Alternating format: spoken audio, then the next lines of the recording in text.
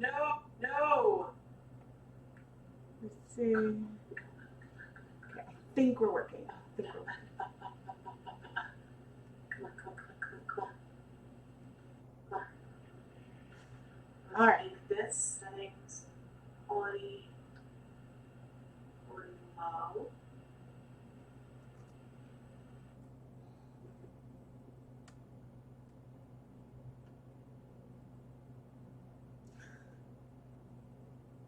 Oh dear, please.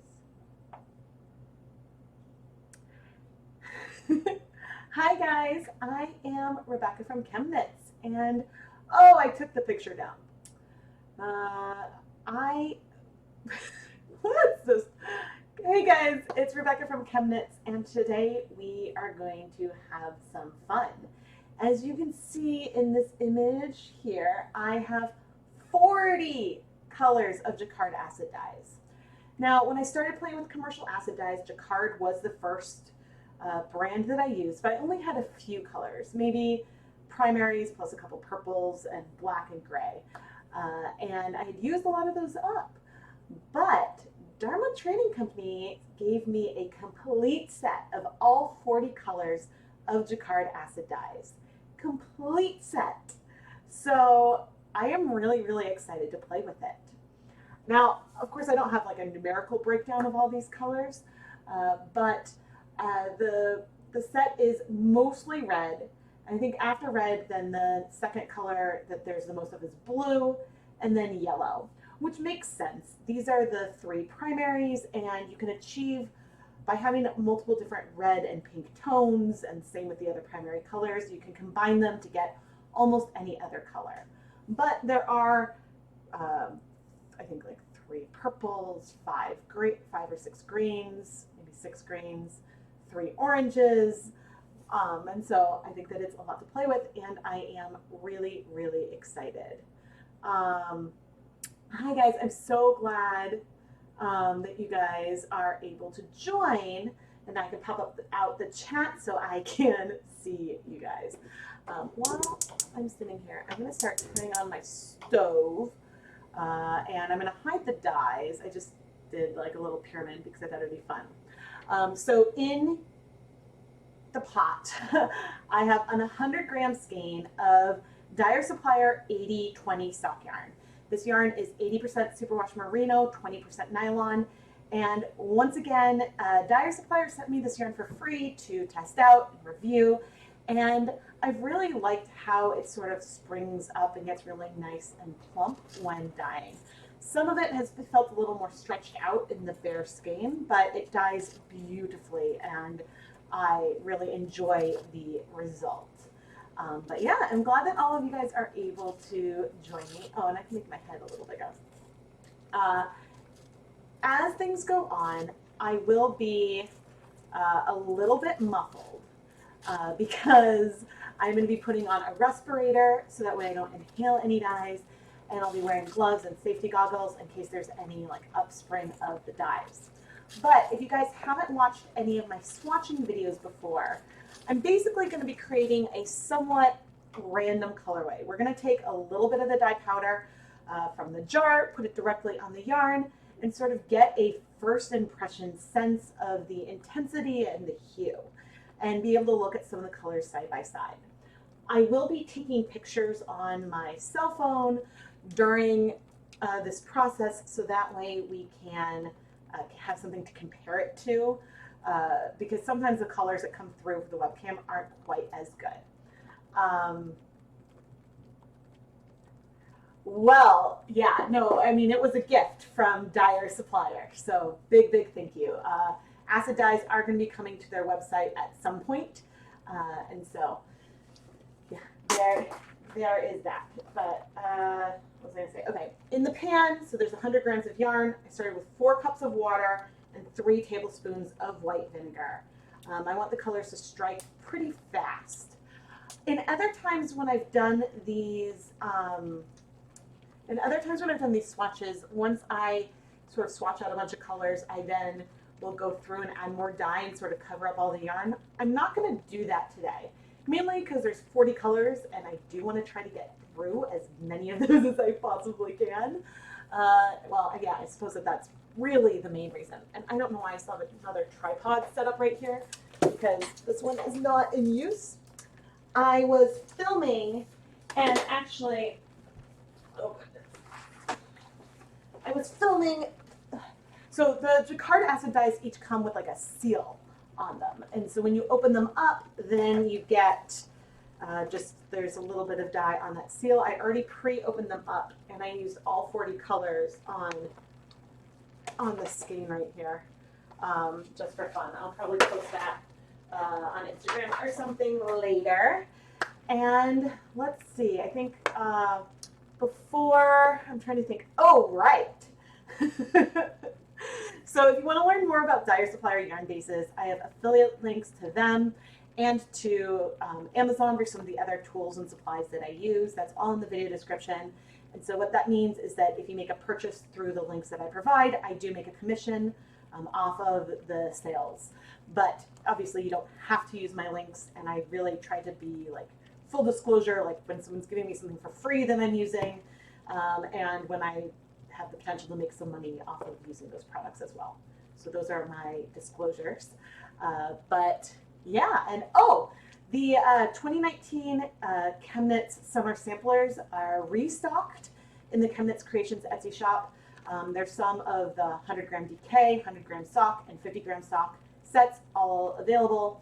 And there's still plenty of time for you to receive it before the series starts in July. But I can talk about that more later. Yes, we are going to have a lot of fun with dye today, and let's get started. All right, moving the laptop back, and I think I want to just show you guys my glasses. So here are my safety goggles that I always wear, and this is the respirator that I use. All of the equipment that I'm using today is dedicated dye equipment.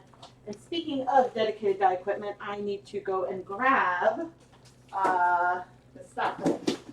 That would be helpful, wouldn't it? Okay, I need this. Oh, you're still warm from when I did the other video.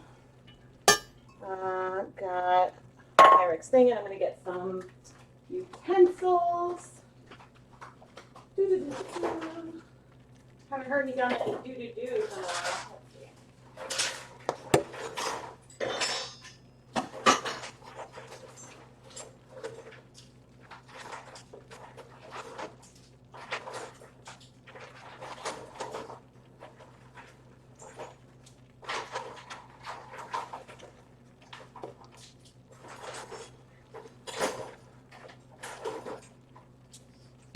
I'm gonna have to get creative with the utensils that I'm using. Sort of drop some of the dye onto the counter, or onto the yarn. But we'll see. I'm planning. We'll probably need to do a couple different skeins, but I'm planning to try to do blues, all the blues on one skein, all the reds on one skein, so that, because I think those are the biggest kinds of questions. Okay.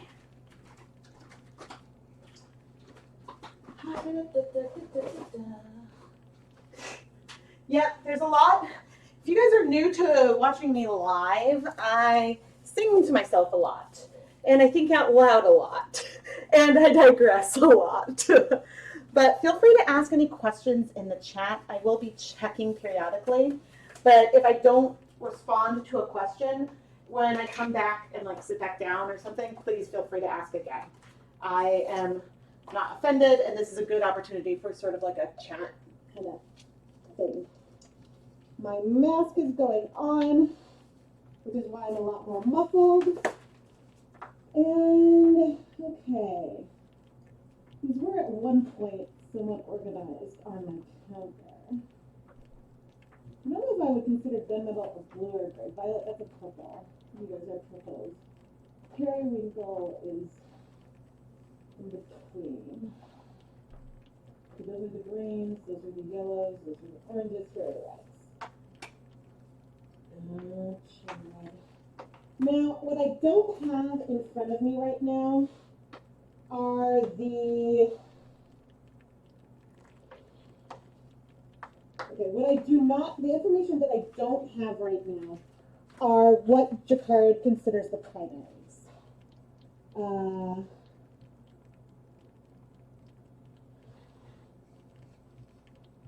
Welcome, everybody. It's much more fun of cleaning up.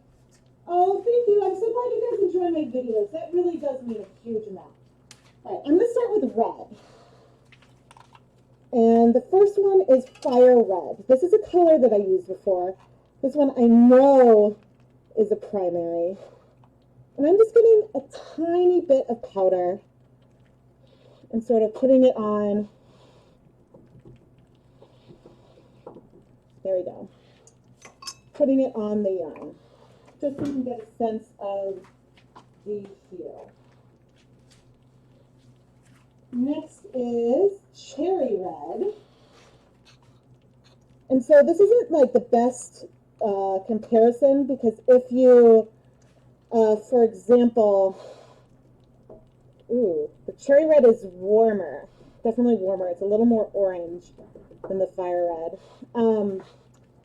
So like, it's not the best, what I'm doing is not the best to show different amounts of saturation, because, you know, I have different amounts of dye. It's not very like quantitative at all. Okay, the next one is scarlet. And when I take a photo of this, I will label it.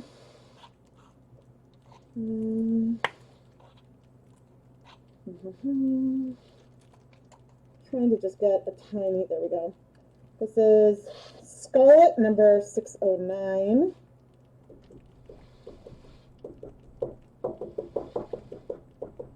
Okay, so of the first three, I'm not sure how all the difference is coming through for you guys, but I do feel a difference. Like this one feels a little more, I guess both of these feel like they have a bit more yellow in them compared to the first one.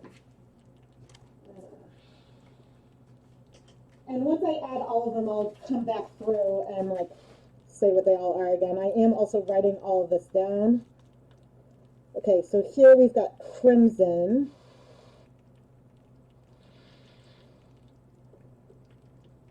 Yep, that seems true to its name. It's a nice Harvard crimson color. Oh. Okay, the next red. Let's see. Okay, the next red is russet red, which I think, oh, you can see that there's definitely some fallout, I think, from the crimson. And okay, I'm probably using that word because of enough time like watching, I like watching beauty YouTube videos, but some of the powder like fell off of the spoon. So this is russet.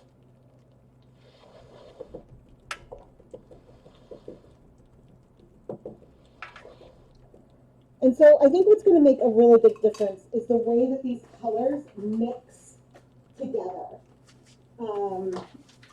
And so that is something that might make like a really big difference when playing with it. Okay, so in order right now, fire, cherry, scarlet, crimson, and russet. Okay, so right now we've got fire red, cherry red, scarlet, crimson, and russet as our first one. So next we've got vermilion.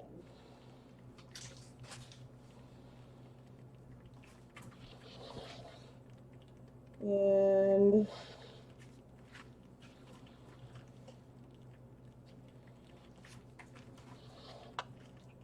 okay, so vermilion I'm going to put up here.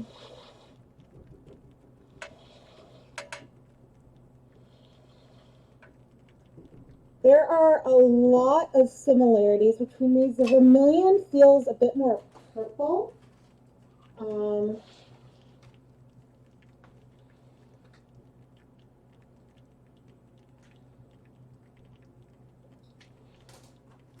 a little bit more purple, and let's see, we've got burgundy. I'm gonna put the burgundy, I think up here. Oh.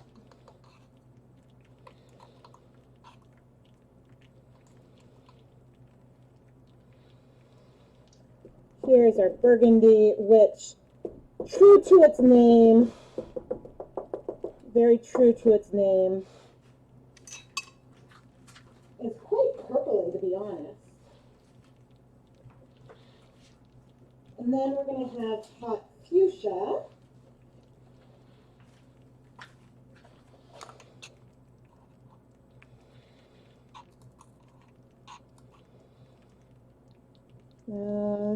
Put this one right here.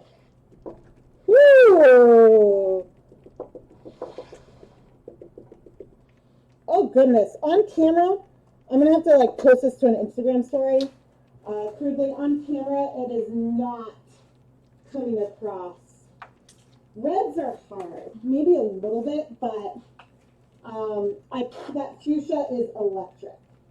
And then the final one, the final color right here, which I feel like I grabbed a lot of, but the final color here is pink. Now, in my experience, and there's actually a lot of dye there, and this is fairly dilute. In my experience, the pink feels a lot like, the pink feels a lot similar to fire red. Like when I have the fire red sort of diluted towards the end of like a dye stock or something, it has a very similar tone to the pink. Yes, I technically have a Ravelry group as well, but I'm not over there as often because I don't know, I guess I found more engagement on Facebook, and so that's why like I'm around there a lot more. There's some fallout, I think, from the hot fuchsia in here. So then we had the burgundy, hot fuchsia, and pink. And I need to write these down. Hot.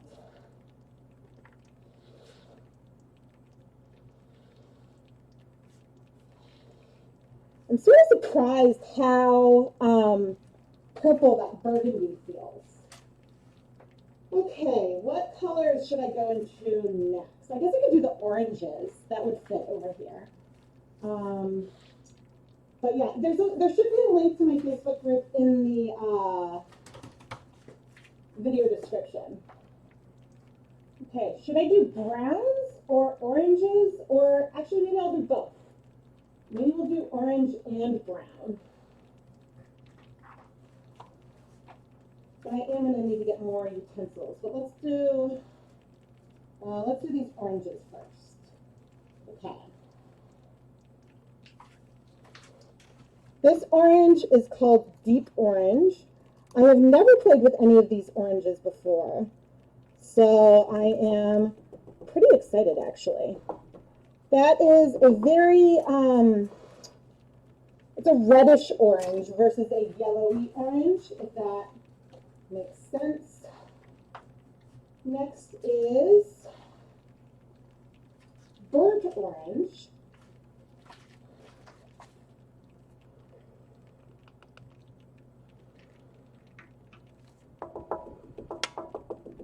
Oh, this I could have used for that Foxy dye-along. I have the scan laid out, so there should be fairly shallow, like even if the color penetration is shallow, there should be color going all the way through to the other side. But this colorway is not going to be balanced, but I think it'll be really, really unique and fun. All right, and then the last orange, which is also maybe more of a pink, but I put it in with the oranges. Is there another orange? I'll double check. Some of the golds might feel orangish, but this is salmon.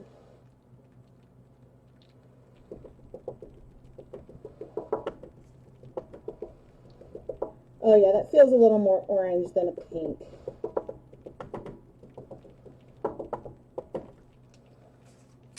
Okay, and so for these three oranges, which I'm about to go write down, we have deep orange, burnt orange and salmon. And I need to find more utensils. Because that's the thing, I definitely don't have 40 utensils, but I should write this down. Deep orange, burnt orange,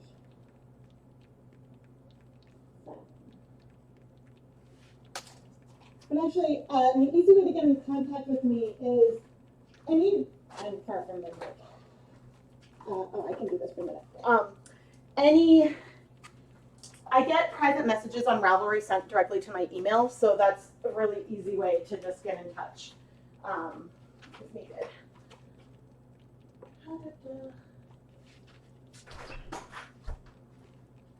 Spoons.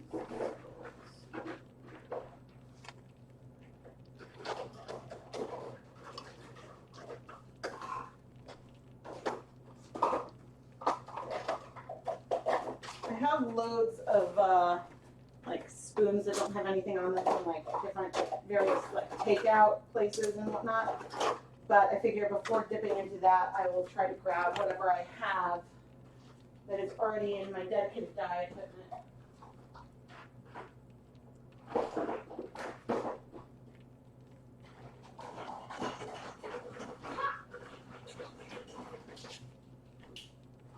I'm going to start using the backs of my measuring spoons. Let's see. Hi guys.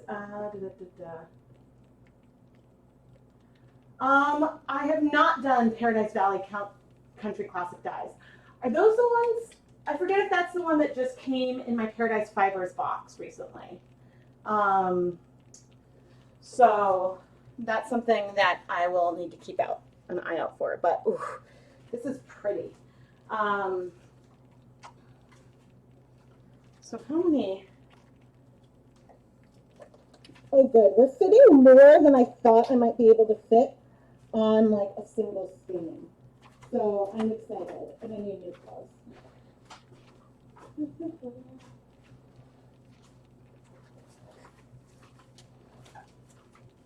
Okay, we've got, next we're gonna go for brown, which is another, I've used pink before, and I've used brown before, and I really like brown.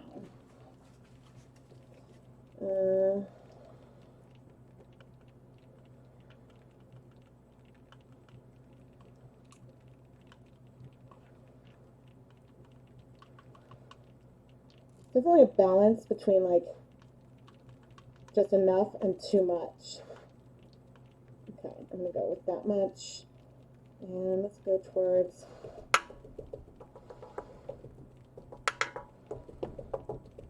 the outside. This is definitely a warm toned brown versus, well, I expect chestnut might be warmer, so maybe never mind, but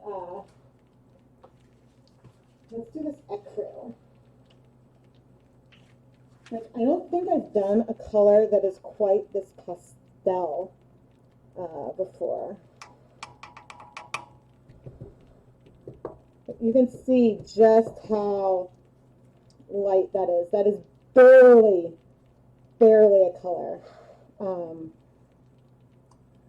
trying to tell if, it's hard to know if there's any breaking in that one, because it definitely feels, the ecru feels almost more like a brown gray.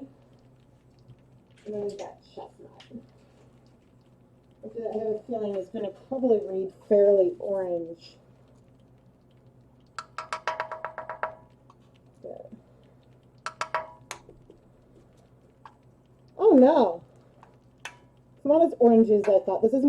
Chestnut is a much more cool toned brown.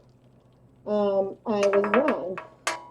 I was definitely wrong there.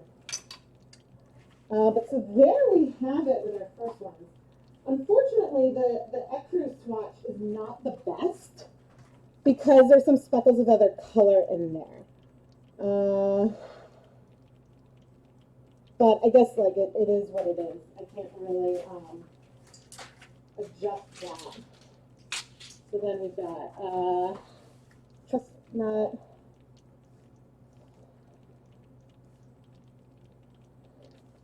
So I'm keeping notes in my very messy handwriting about all of these colors. And I'm now going to, oh, here's my phone. Snap a quick photo and post it to my Instagram stories.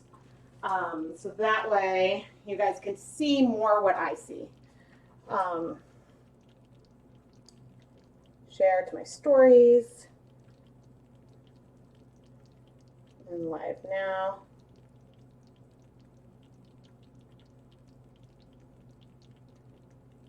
And I need a YouTube.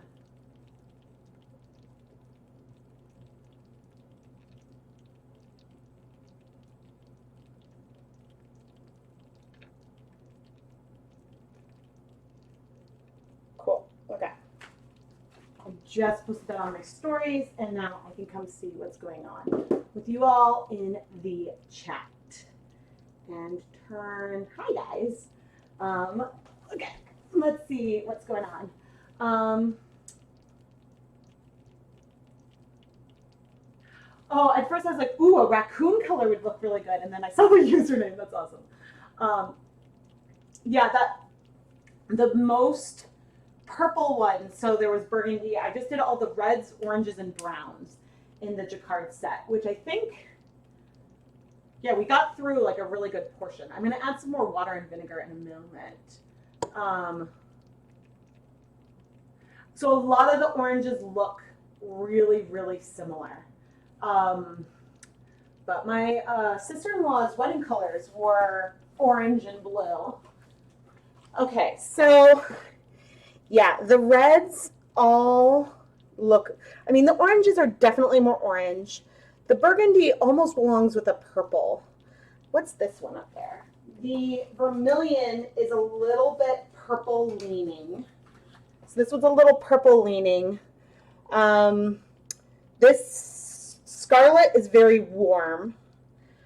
Crimson and russet feel very similar, but the thing that could be different with some of these reds, cherry red is really bright. The thing that could be very different with the reds is the concentration or the potency of them. So if you were to make a 1% dye stock of each of these and then take 100 milliliters of that and dye 100 grams of yarn, the tones between the different colors might be a little more obvious. But there are a lot of resources out there that will show a lot of the different colors with a 1% DOS, a 2%, and a 4%, and they'll show a range so you can get a sense. But sometimes you might either see more of a difference at the very pastel edge of these colors versus the deepest shades. And so, I mean, there's no question some of these are way more potent than others. But what I'm going to do now is I want to add more water. And here are all of our spoonies. I'm going to rinse this out. And I'm going to add another 4 cups of water with 3 tablespoons of white vinegar into the pot. So that way any dyes that haven't dissolved yet can spread out, like have a little more water so they can dissolve. I have a feeling with the hot fuchsia, I believe that that one's fluorescent. I have a feeling that that one might spread out a lot. Ooh, that one's spreading. Oh, interesting, interesting. And so again, this yarn is not going to be the most balanced that I have ever created. Oh, that one looks like there's some unbound powdery, but we've got some speckles. There's definitely a few speckles that feel yellowish around, but we'll see if some of these, ooh, some of those oranges are spreading.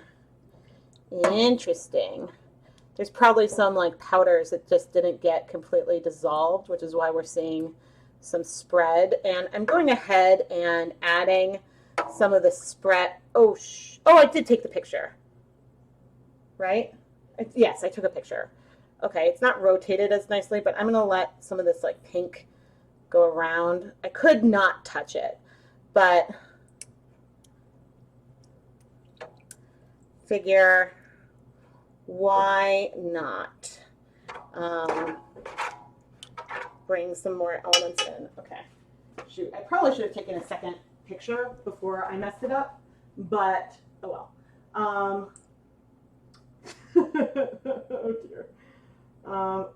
Okay, I do have a picture, and I can rotate that and add stuff to it. Fine. I'll do the double picture next time. Let's see. Can you use it? Can you use RIT dyes for wool blends as well as acrylics? So it depends on the RIT dye. So in today's Dye Pot Weekly, I use the RIT Dye More Synthetics, which is the dye that you want if you want to dye, say, 100% acrylic or 100% polyester. It worked great. Now, in an early Dye Pot Weekly episode, I did try immersion dyeing with some wools as well, and you can dye wool and wool blends with the RIT Dye More Synthetic. If you think about it, you need a harsher dye for synthetic fibers than you do for wools. But that being said, I don't recommend using it on wools necessarily because there's easier dyes to use that you can exhaust and things like that.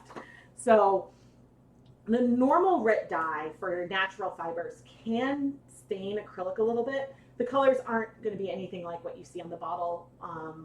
And so I recommend the synthetic version of that dye if you want to dye synthetics. Yes. Ooh, yes. I think I'm going to do the yellows and the greens together. And then maybe well, let me know if I should do like yellows and greens next, or if I should do like blues, purples, and blacks is the way I think I'm going to group those. And so, yes, I'll take another picture in a moment. But I did get a good one. And so I'm just at ChemKnits on Instagram. So if you go over there or on Facebook, you can see in the stories. And so you can get a better sense of the colors. Dyeing with tea is terrifying spaghetti. Yep, that sounds about right. Sounds about right. Yes, I'm definitely open I love doing this technique with just layering on a lot of different colors. It's something I really, truly enjoy. And I'm certainly open to like exploring on another date and maybe doing all 40 colors on the skein somewhere like this and just, playing around with it like that. But for now, I'm trying to get a sense for myself of like how things sort of ring, which, yeah, I think that it's hard to say like exactly what was learned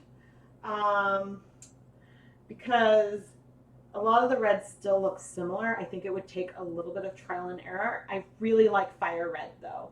I think that that's one of my favorites.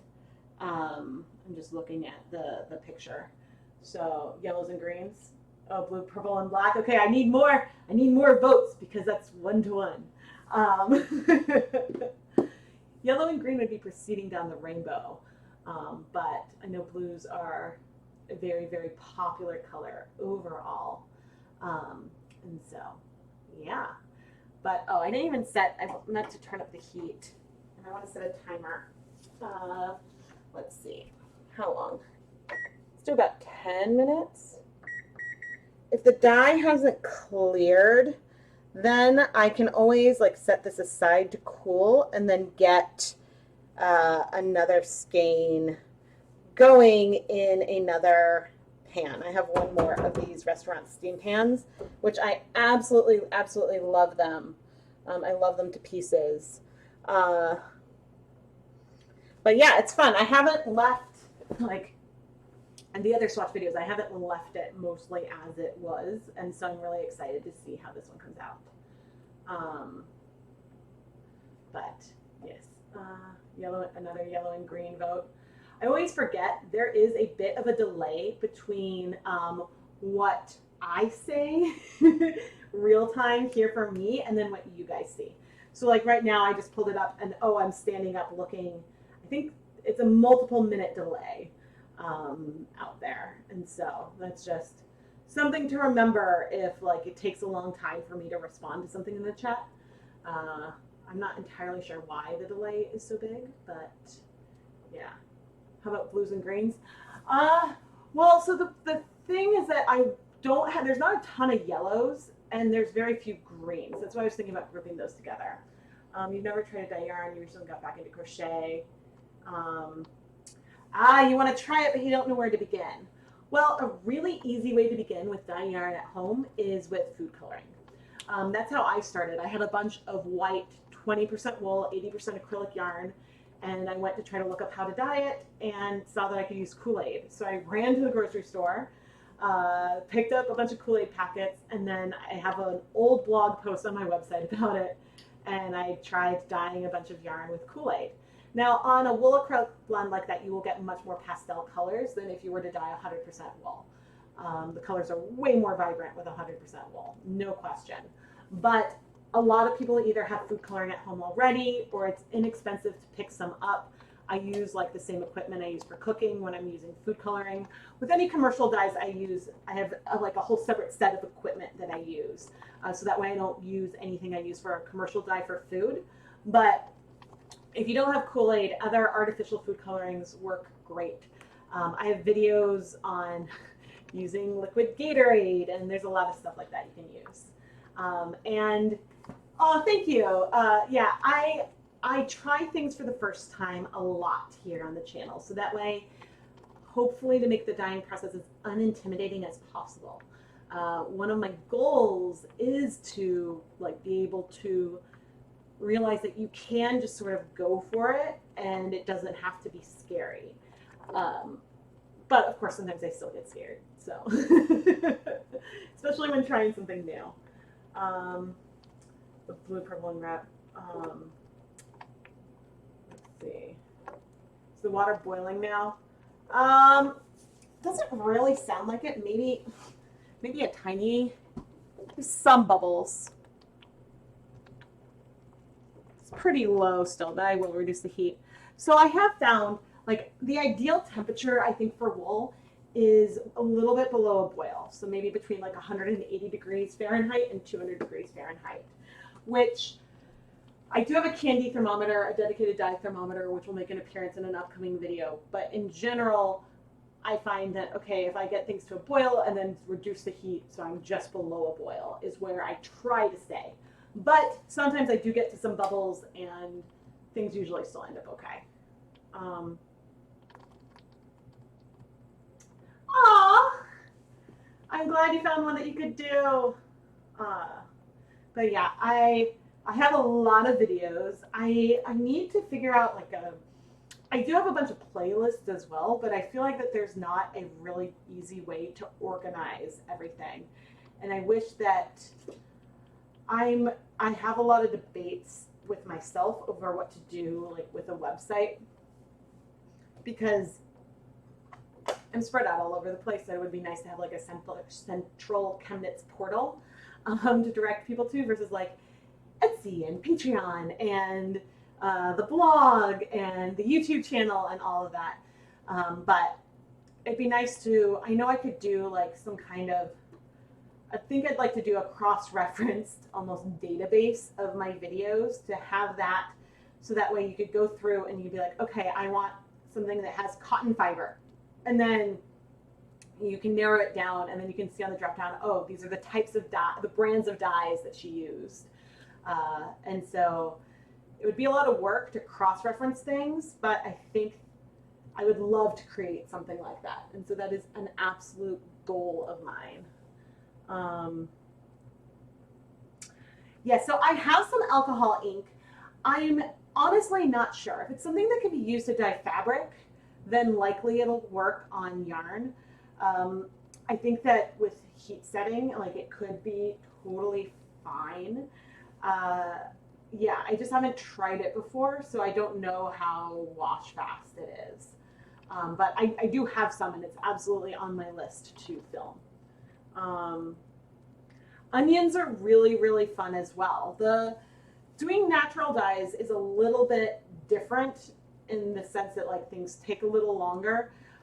But yeah, yellow onions are great. The color is really, really vibrant, and so that's a really easy one to do. Black beans are another really fun one to do. I got a really lovely gray color on a superwash wool with no mordant. And so that's something that you could, there's a video on that So that's something that could be tried, that you could try. I can talk, I promise. Oh dear. Okay, 3 minutes left on the timer. Yeah, I try to put details in the names so to make it searchable. I could definitely do more like clickbaity titles, but I try to like lean towards informative titles so that way if people are looking for something they can find it. If I find what Dyer Acid Dye is similar to Jacquard Golden Yellow, please share.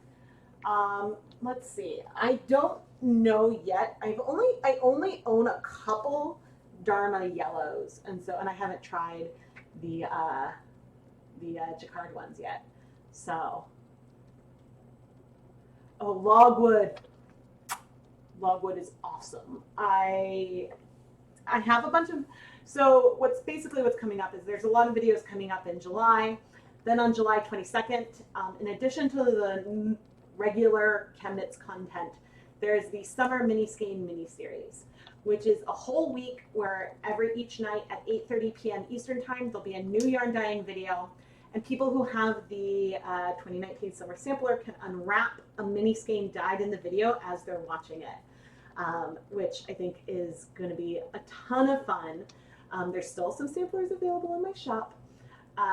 And so that's going to go on, and there's still going to be Dye Pot Weeklies that week, which will also happen to feature mini skeins. So there's going to be a lot of content looking at different things we can do to create sets with mini skeins. I'm very, very excited about that. So that starts on the 22nd and goes so it's like a Monday through Sunday, because there's 2 bonus videos at the end on Saturday and Sunday night. And then very shortly after that, there's a bunch of natural dyeing videos that are coming. So I used an alum mordant for the first time, and then I looked with a bunch of other natural. There are a couple that I went and I extracted the color myself, a couple that I had as extracts or powders from different companies, and so yeah, I think it's going to be a lot of fun. Yeah, I'm re-saving avocado skins again. That one takes a little while, even though we eat a ton of avocado.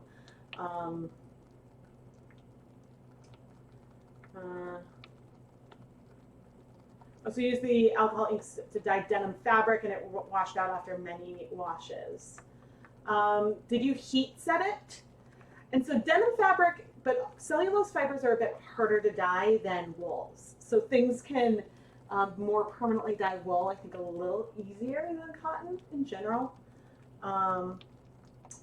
So what I've heard from discussions of lily pollen, which is so bright in stains, I think that it's not water soluble. And so the issue might be difficult to get it to dissolve, but I think it's certainly worth trying. Yeah, the collecting it, I mean, if you have gloves on, you can sort of like pluck them off. So I'm not sure the best way to do that, but certainly I have used some, oh, boo, it's raining, and I have towels outside drying. We went swimming this weekend, and so I just left the towels out on the fence to dry. And it's raining now. Now, well, but it also means I'm gonna have to drive to pick up the boys. Okay, the timer's gonna go off. Rhubarb leaves. So I've dyed with rhubarb leaves. I haven't used it as a mordant yet. My rhubarb desperately needs to be harvested, and I need some strawberry rhubarb sauce because that's my favorite. And so, yeah, that is something that needs to happen sooner rather than later. Okay, let's look. Grab just like a little photo of you, phone back there, and let's flippity flip just to see what the other side is looking like. But actually, this is pretty clear. And so you can see we do have some color penetration to the other side. And a lot of things run together a bit as we move it, or not run together, but sort of move together. And actually, that's not bad actually. That looks like all of this color has absorbed. Now that I've moved it, which sometimes moving the yarn around helps colors absorb, because like if there's a tiny bit of dye left, then all of a sudden it can reach another part of the yarn. Okay, I think I'm gonna do 5 more minutes. and then we'll pull this one out and get started with the next one, which of course I've not pre-soaked the yarn, but I'm gonna I can pre-soak it over here. But I'm not sure if you guys can tell that the yarn has like plumped up a bit from the bare skein, but I do really, I do really enjoy the softness of this yarn that Dyer Supplier has put together. And again, if you're just tuning in, Dyer Supplier actually gave me all of the Jacquard Acid Dyes, and they gave me the yarn that I'm using today to play around with. I have a top secret project that I'm working on. So, but I wanted to play with all these dyes when I got all 40. Am I planning the ketchup and mustard yarn dyeing? I don't know. It's so, okay. And I get a lot of like really, really fun requests, and I've definitely gotten the ketchup and mustard requests a lot. I haven't checked the ChemKnits Patreon to see what's winning for me to do in July. I should go check that poll right now. So Patreon is a platform that connects content creators with fans. It's a way to support people on sort of a regular basis. And each month I start off with a poll to choose the next Dye Pop theme for the next Dye Pop PS episode. And ketchup and mustard currently has 0 votes on that poll. I'm not going to say what the winning one is. The winning one is really cool though. Yeah, though I think the winning one is rather cool.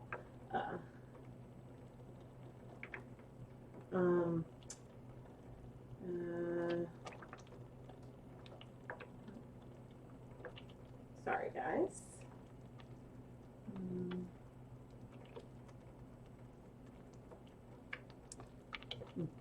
All right. Cool. Anyone gets that reference?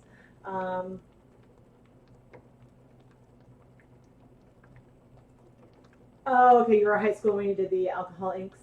Yeah. But ketchup and mustard dyeing is still something, like, I don't put anything on my list that I'm not seriously considering doing at some point. So there's a lot of interest. At the end, like when the replay is up, people comment below that you want ketchup and mustard if you want me to do that, and I'll go for it. Because there's definitely been some things that I've gone and tried that initially I didn't think that I would, because it got requested enough. And so I do try to mix up as much as I can the different types of fibers that I have, so the brands and whatnot, because I know that, like, not everyone can go and buy things online, and so that's why occasionally I try to show things that I get from big box stores and stuff like that. But the big box stores definitely do have some like wool, nylon sock yarns that you can play with. Oh, I need a, this is pretty. Definitely not white left. I think if I had, like, some of these colors definitely spread out. That's because I could have gone through and moved things. It was very low immersion, and so then I added a bunch of water, which let the color spread. But I think that that's also a good thing. Cat.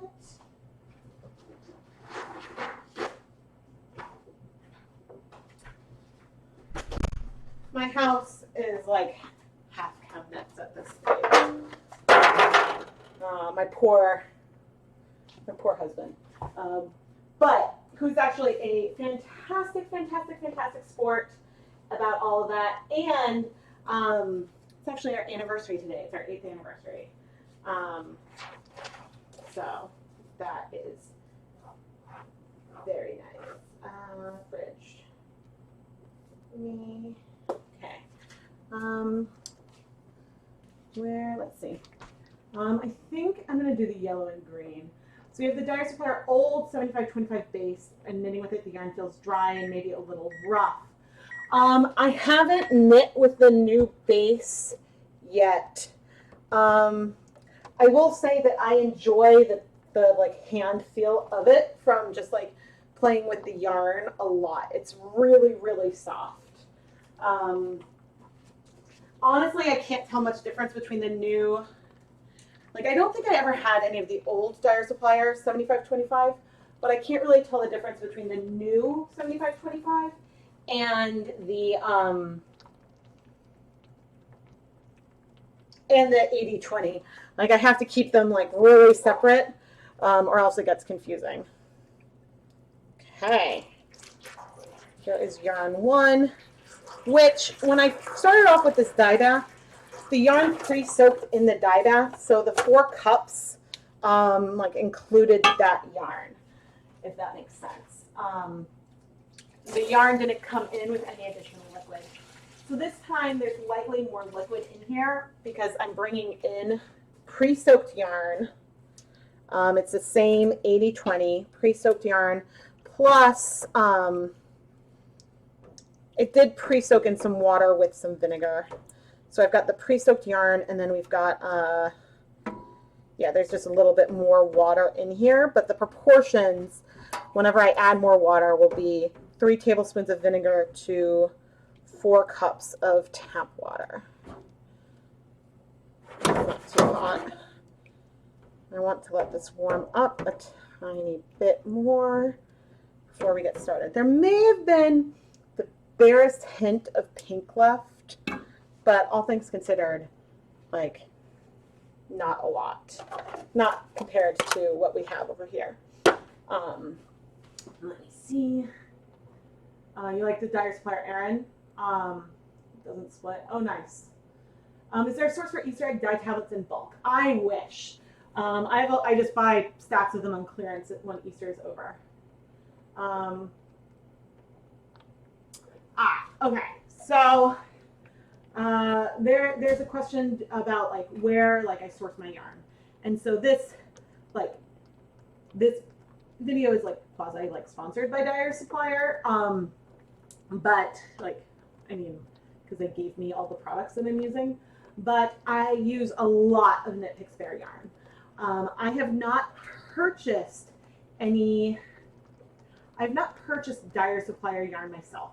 The team for Knit Crate owns and runs Dyer Supplier, and so most of the yarn that I've dealt with from them has been like given to me as like a PR essentially, for me to share and promote. And I do think that the Dyer Supplier has some really, really good prices out there. And I've enjoyed everything. I've definitely enjoyed everything that I've dyed from them. I have a better knowledge of Knit Picks bases because I've been a customer of Knit Picks for well over a decade. well over a decade, and I am also an affiliate marketer for them. But I only joined that program about 2 years ago. So I hope that like makes some sense. Knit Picks has more options right now, but Dyer Supplier I think has some better wholesale prices. Because if you order more yarn, you get like even more and more discounted. So I think it's different. I know Dyer Supplier is like working on new yarn bases, and they have a new mill in Italy that they've been using, and yeah, stuff like that. Yeah, I also, okay, yeah, I always list where I got the yarn. Like sometimes I'll go to like big box stores and like pick up some Lion brand yarn or something. I have ordered some like soft blanks and base from Wool to Dye For. So I sort of go, I actually am kind of happy that I have like relationships with, I have some relationships with other companies, either as just a customer or from like the more affiliate side, because it means like that I can show more to you guys. So then you guys can see how things take up the dye and see my reactions in my videos. Like those are always real. So the dyes themselves right now I get from Dharma Trading Company. Knit Picks does sell some dyes as well. I'm not sure when the Jacquard Acid Dyes will be on the Dyer Supplier website, but I will let you guys know when they are. But yeah, if you want to go check out Dyer Supplier stuff, I've got a link in the video description, and so then I get credit when you guys make a purchase, and then they give me some money. So yeah. Oh, I love Swish DK. It's like a pillow. It's very airy, so it sort of like compresses. I sometimes wish it was a tiny bit denser, but I do love Swish a lot. Okay, I'm gonna stand up and let's start dyeing before I realize that I have to go pick up my children. It's the first day of camp, and guys, I don't know how many of you guys I know a lot of you are parents, but I don't know how many of you are parents with young kids still right now. Prepping kids for camp is so much more effort than school. So you have to have like the change of clothes and the shoes and the swimsuit and it's first camp day of the year. Wait. Okay, I need my gloves. Zippity-doo-dah. I guess I have to be careful with what I say because I don't want someone to put a copyright claim on my content. Whenever I use music, sometimes I do time-lapse stuff, and whenever I use music, it's a band that I use the music from a band that Keith was in when we were in grad school, him and some of our best friends, called Free Barking. And so that's a lot of the music that you hear. It's like with Keith on guitar.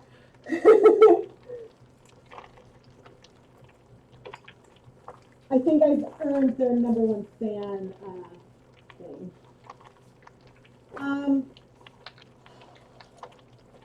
I would say Ruth, yes. Probably. Oh no, I missed an orange. Oh well, it'll go in with the yellows. Oh wait, did I do? No, I missed this one. This is our yellow orange, so I think it's okay. I'm gonna reduce the heat a bit. Okay, let's start with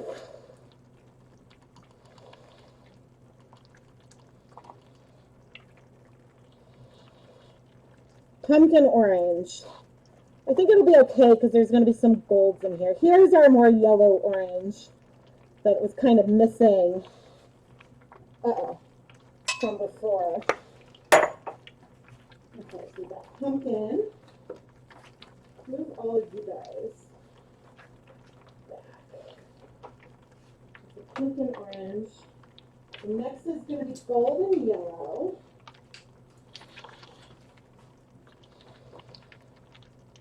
Let's do this. Ooh, that's pretty. So you can see like more dilute, it definitely gives us that yellow feel, but towards the center, there is absolutely orange.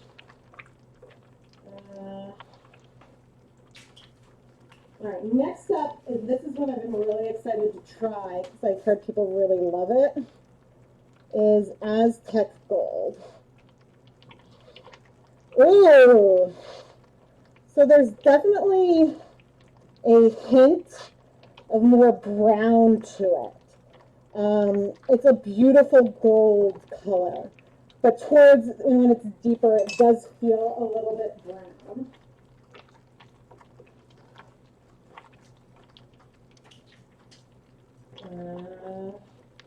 Next up, gold ochre,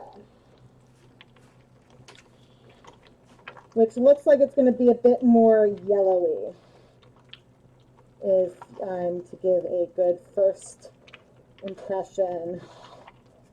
But yeah, also towards the center, the gold ochre is really giving sort of a golden vibe towards the center, and outside it's a more muted yellow. We're going to get to the bright yellows in just a second.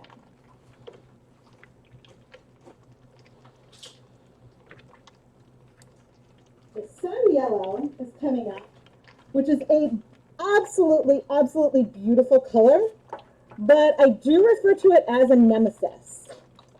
And the reason for that is that it doesn't like to be super soluble. but it is a beautiful, beautiful, bright, super saturated yellow. I've used this in dialogues and stuff already on the channel. I absolutely, absolutely love it. Even if it crashes out of solution. Okay, and then finally, bright yellow. I haven't tried this one before. I'm going to do this one over there.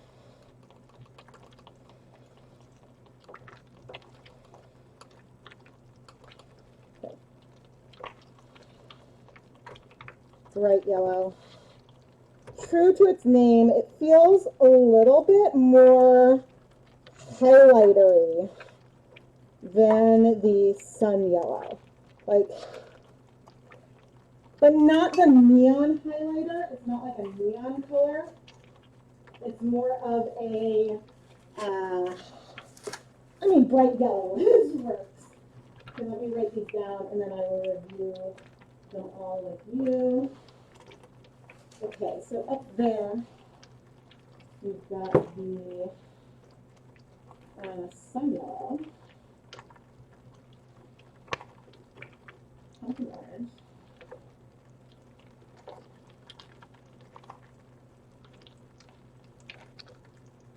and gold.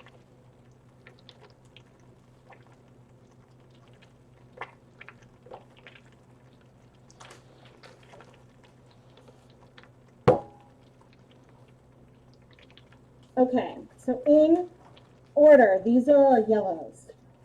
Sun yellow, pumpkin orange, golden yellow, Aztec gold, gold ochre, and then bright yellow down here. Let's see if there's any questions. Oh, that's a good one. What dye experiment surprised me the most?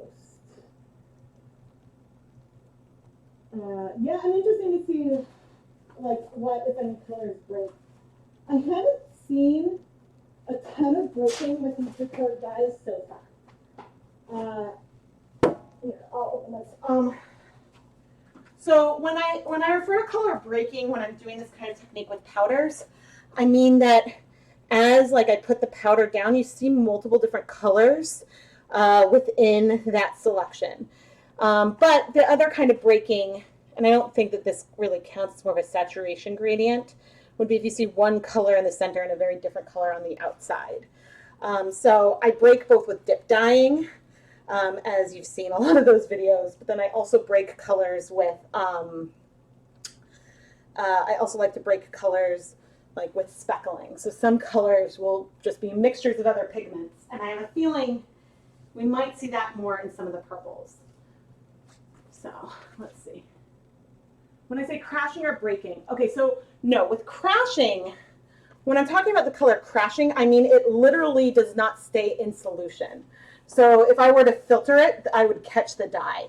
It starts off and you have it mixed and you're like, okay, this is dissolved. And then once it cools, it's not dissolved anymore. And so that's what I mean about the dye crashing out of solution. Breaking is when you have a mixture of different dye components and you see those separate into the individual parts, which hopefully helps. Oh, is ochre? Oh, I did. Well, it was hard because when I did that. Oh gosh. Don't worry, it's just a faulty sensor. What was I going to say? When I did the ecru, I couldn't see. I couldn't see it. There were previous speckles fall out from other colors on there, so I couldn't tell if it was breaking or not. Grab.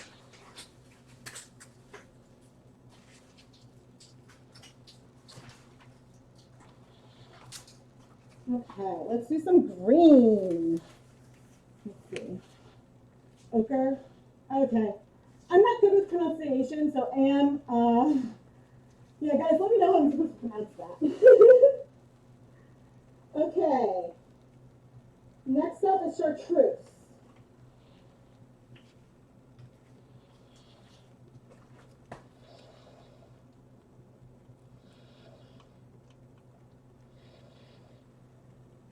Whoa!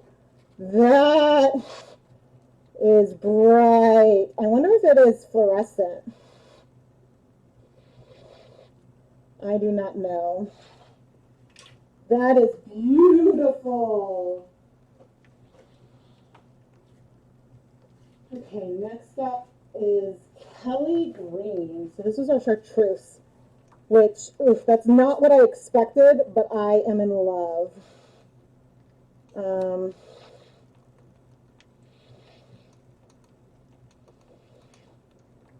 Here's our Kelly Green.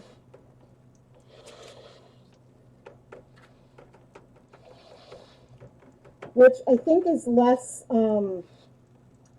these spoons are not going to hold up very well. The Kelly Green feels very similar to the chartreuse. It is less bright though.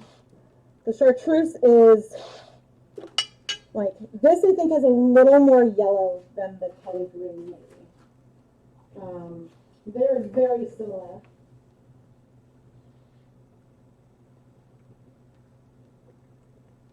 Okay. Now let's see what these guys are. The last four greens are olive, teal, emerald, and spruce. Okay, let's start with the olive.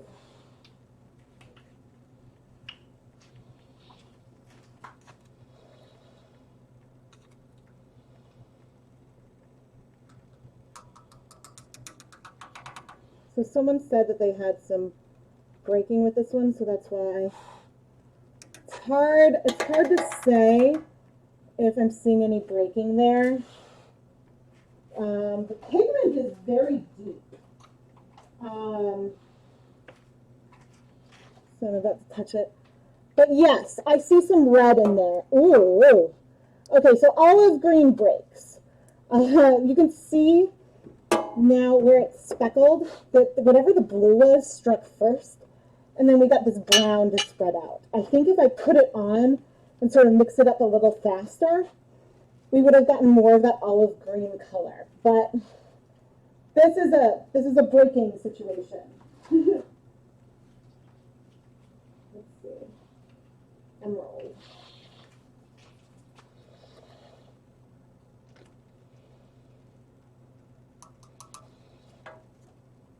Ooh.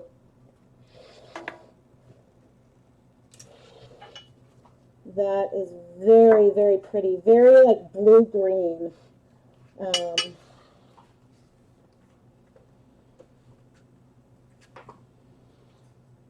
then spruce.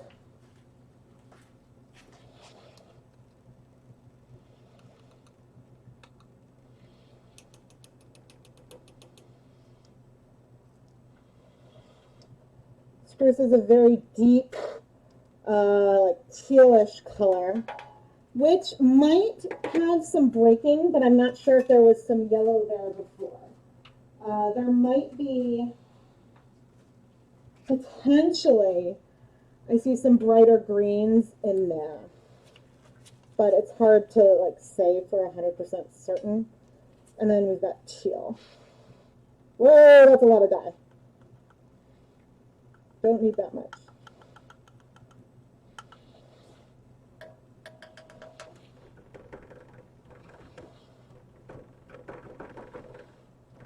And we've got the teal.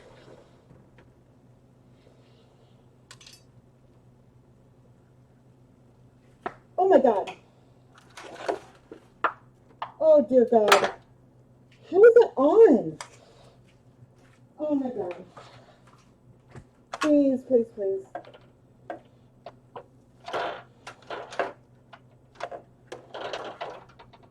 Somehow I had a burner on and I wasn't aware. Thankfully, for a second I picked it up, I was like, oh no, brown, and then I remembered there's brown in that yarn. Oh gosh, that was a little frightening. Okay, I'm gonna need to take a picture of this. I will take a picture and post this. Where is my phone? Oh, I'm sorry, my safety goggles. Okay, let's see.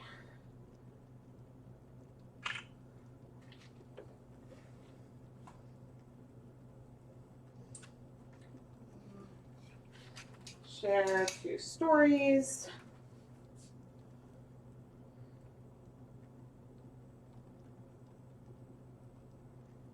Sure. No location mention.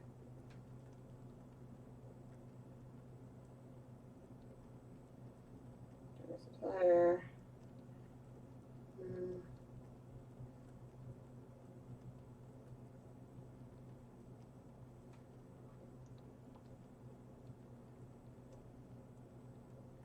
Oops, there and there can go there. And share to my stories. Okay, I also want to make sure I take a picture of it this way this time. There we go. Okay, and I need to write down these greens before I forget. So let's start off with olive, which breaks,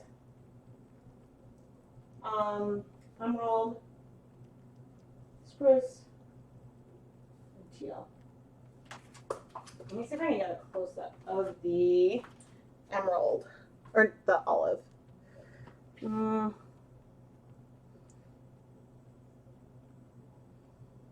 Not really.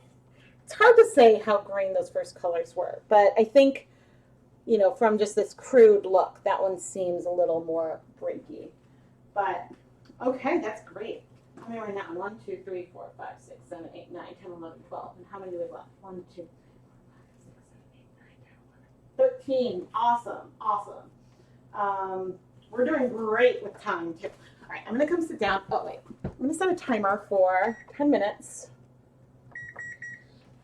And then we can add more water, et cetera, et cetera.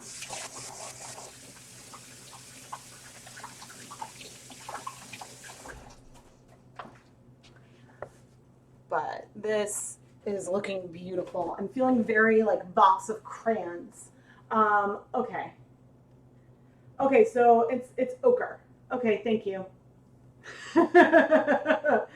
Ochre. Sorry, guys. Oh dear. Okay, let's see. Hi, Christine. I've got 40 colors of Jacquard Acid Dyes given to me by Dyer Supplier, and I'm just doing some crude swatches of all of them. If you head over to my Instagram stories, I have pictures of they're not labeled yet. I will label those later for the recap video, but I have pictures so you can see like the different swatches I've done. I've done all of the reds and pinks, oranges, yellows, greens, and browns so far. So next is going to be the black, gray, blue, and purple on the final skein. The top middle is, let me see, I think that's emerald. Yeah, I think that's emerald. What's the difference between olive and spruce? So olive, here, I'll go through, oh, I should hide my face before I do this. Okay, I'll go through all these colors again. So, over here, let's start with the greens. We've got olive, Kelly green, emerald, chartreuse, spruce, and teal. Spruce and teal look very, very similar. I would say spruce is a bit more blue to it, and teal has more yellow. They do definitely look different. Okay, then with the yellows, we've got bright yellow, gold ochre, Aztec gold, golden yellow, pumpkin orange, and sun yellow. Because the pumpkin orange, I sort of forgot about earlier. Sorry, pumpkin. I mean, you know me, you know that I love some pumpkins a lot. So I will say, I appreciate that the Jacquard Acid Dyes have a little, so these are the half-ounce jars. They have a little border on them that indicates the color. So for example, with the Kelly green, the powder looks very yellow, but seeing that green border was like, oh, this is a green color. So that's like really, really helpful. While I'm up, I may as well arrange these colors into families. So there's turquoise, sky blue, navy, royal blue, brilliant blue, sapphire blue, periwinkle, violet, gunmetal. I sort of want to put like the navy and the black and that lilac and purple. Cool. I think I got a plan. Maybe actually we'll start with these three because I think those are like the primary-esque ones. Okay. But, this is pretty. This is fun. So again, these colorways that I'm creating aren't balanced. We have like the skein of yarn, and so there's going to be different colors that's going to be asymmetric. Like this green, it's probably going to be all on one part of the yarn. And then you're going to have more of these golden brown tones towards the outside. Unless something is twisted somewhere, and then it might not quite be like that. But you're not necessarily going to have every color in every round. I could, ow, I just scraped myself in my oven. I could go through and add more of a bunch of the colors like I've done in the other swatching videos I did, but the main reason why I'm not doing that is a time constraint. And my big complaint with these half-ounce Jacquard jars is that I can't reach my fingers in to pinch the dye very easily, and so I'd have to like take some out, and then we'd have a lot of leftover dye and all of that. Yes, the replay, if you can't stay for the whole thing, the replay will be available on the ChemKnits Tutorials YouTube channel. Don't forget to subscribe so that way you never miss a new video and you get notified when I do streams like this. Have I considered doing a project with one natural dye source at once, with more than one natural dye source at once, or would that be too messy? I definitely have. I've done it. The extent to which I've done it so far is by having mason jars and putting, like, I haven't done two colors on one skein of yarn yet, but it's something I would love to explore at some point. Oh yeah, this isn't close to a solid color. Oh wait, oh sorry, I didn't read. When your olive broke, you squirted a 1% stock solution over the 10-gram pre-soaked yarn, press and move the yarn around to try to get a solid color, and then it wasn't even close. Yes. So from what I saw here, there's one pigment in the olive that struck immediately, and then another color that spread out. If you want to get a more solid color, start with a cool dye bath, cool yarn and no acid yet. Add the yarn, like full immersion into the dye bath, move it around a bit and slowly heat it up. When you're at temp, then add vinegar slowly, because if you can slow down the rate of dye absorption, you're more likely to get even coverage through the whole thing. Yeah, well, I think it's brighter than a mint, but maybe very pastel. It could be minty. You could use a swatch yarn to wrap around the bottle for a quick reference. Yes, definitely if I was doing mini skeins, that would be a way to do it. I mean, I think the most appropriate way to swatch, if you wanted to have a good reference for your dyer's journal or diary, the best way to do a reference would be to make a dye stock, you know, make a 1% dye stock, use and consistently use, say, 100, or use like do a 1% DOS and maybe 2% DOS of each of the colors to have that as a reference. I think that that is the most accurate way to maybe get reproducible colors. I will say that sometimes there have been complaints with certain colors that the batches from Jacquard vary. And I think I've heard this with maybe Aztec Gold and maybe Gunmetal are two that I've heard. And like there's an indie dyer business owner group. And so I've heard that some people have had some issues when like they've reordered the dye and then it's been a different color. So if you do a lot of yarn dyeing and you do reproducible colorways, then it might be worth getting like a bigger jar of the colors you use the most. Usually when I'm using Dyer Acid Dyes, I buy a 2-ounce jar these days. So, yeah. And let's see. I think, so Carol asked if I could do the olive again, but move it fast so it won't break. I'm very confident that it would break even if I tried to do that quickly. I'm not planning to do that again right now, but I mainly because I have limited not limited like physical spoons, not spoon theory spoons.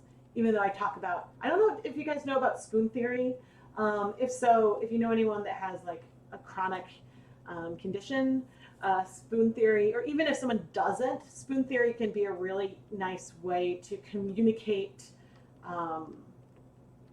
like when, yeah, it's an easy way to communicate. So I've talked about this in the past, but I have chronic fatigue syndrome, which for me, I've been very lucky in that my symptoms have been consistent for years. But the thing that happens is the more tired I get, my anxiety will go up because I have a lot more trouble processing information. And so thinking about, and I really have to live in like a balanced kind of way and think about, okay, if I want to do X, then I need to do something very light in the morning so that way I can save up my spoons to use later in the day. But I don't have the link pulled up, but if you guys haven't read it, it's I think a really helpful way to like empathize with other people. So yeah, and it's a good way, I found it an easy way to articulate what's going on with me to other people as well by sharing that, and they're like, oh, okay, because like the way of like this one woman, and I forget what disease she has, but she gave it to her friend, and her friend's talking about her day, and it's like, take a shower, take a spoon, each thing you take a spoon, and then it's like, well, I'm out of spoons. And so yeah, but yeah, I have a lot of coping mechanisms around it, but my short-term memory is not good. I will walk into a room and this is so pretty. I will walk into a room and forget what I was in there for, and it's very frustrating. But I do a lot of lists, and I have a handwritten day planner now, which is extraordinarily helpful.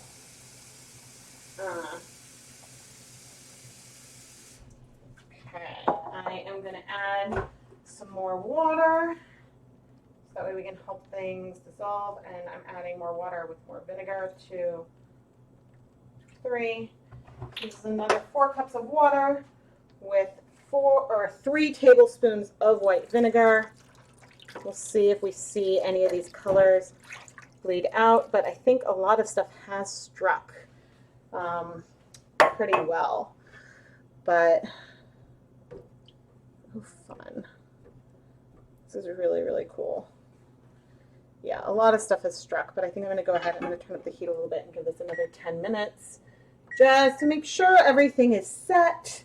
But I actually think that the 3 skeins we create could kind of be turned into a sort of funky fade kind of thing, because you've got like eventually all the rainbow colors in there. I have gamer friends. Oh, that's true. Well, but it depends. Yeah, like your hit points.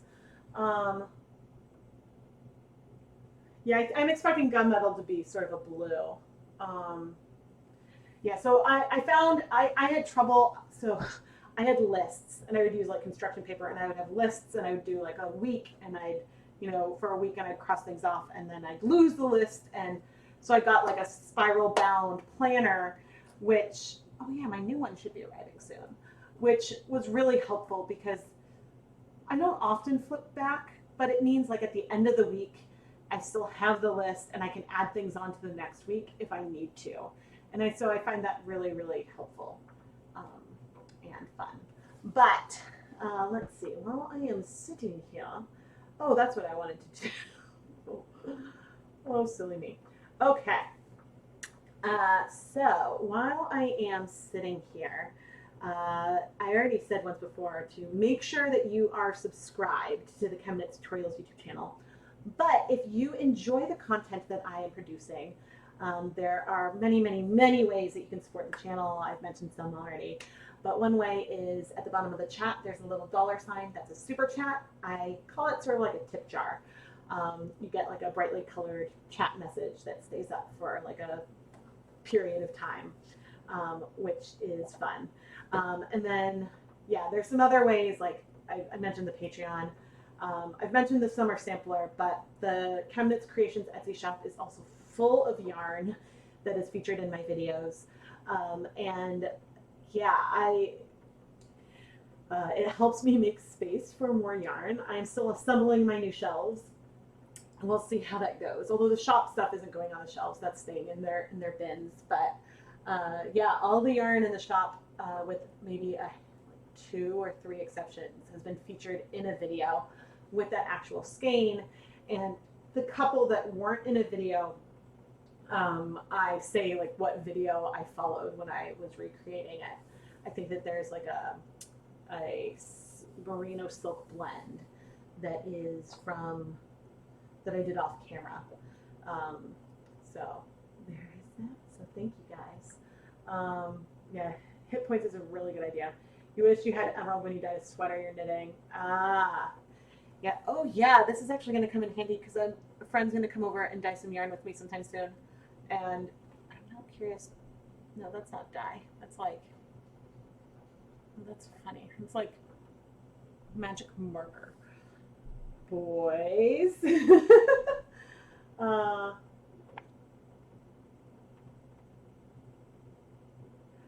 Oh yes, I'm with you with the forgetting if I like wash my hair in the shower. Like I move things to a new spot in the shower. Like I have a lot of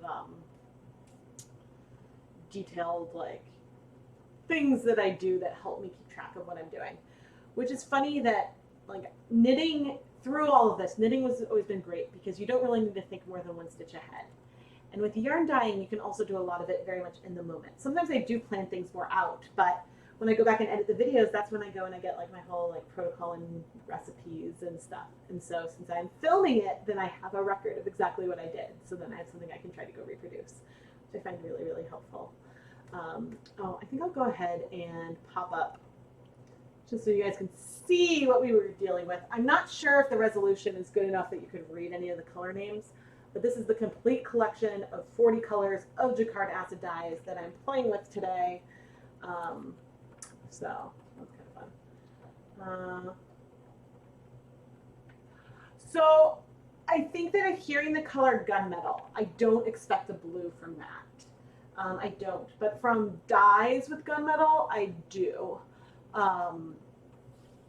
Yeah, because of, and maybe that's because that's what I think the Dharma gunmetal did, and then like seeing some other pictures, but I think that like I expect it to lean like bluish.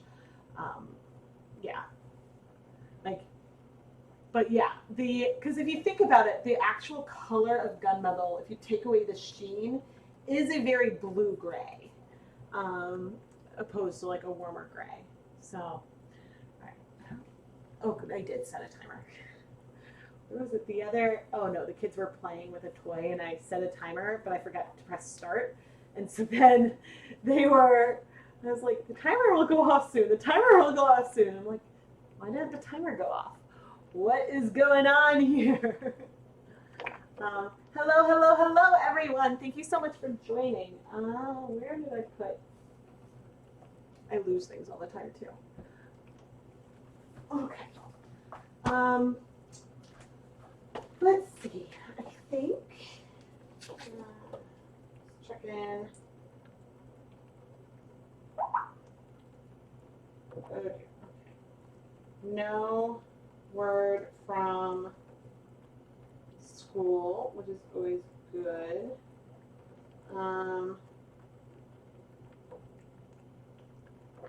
Always worth checking to see if school has contacted me. I know that like Lucas is missing like a bunch of his friends, and so there's camp drop off this morning was harder than normal. Okay, the timer hasn't gone off yet, but I am going to go ahead and flip this because I haven't done that yet. And maybe there's a hint of yellow in there, but you can see that in some places we got more penetration on the reverse side than others, but I am really happy with this. I think that this is a beautiful, fun yarn, And yeah, I think that there's something kind of fun about this. And I'm excited to see the set. There's definitely less spread with these colors than we saw with our red and orange swatched one, which, to be fair, when one of the reds was still sort of spreading out a bit, I did sort of spread that around the whole thing. So it's not that the red color was bleeding that much. It was low immersion, and so it would have stayed in place. But yeah, it is. There's a lot more like pink on it, but I'm very, very excited. Did I put? No, I didn't put the next one in yet. Let's see.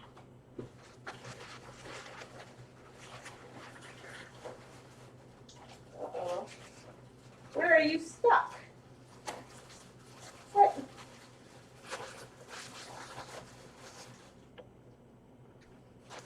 Wait, huh?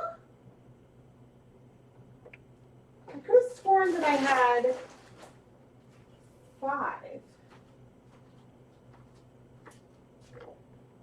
Guess not. That's okay.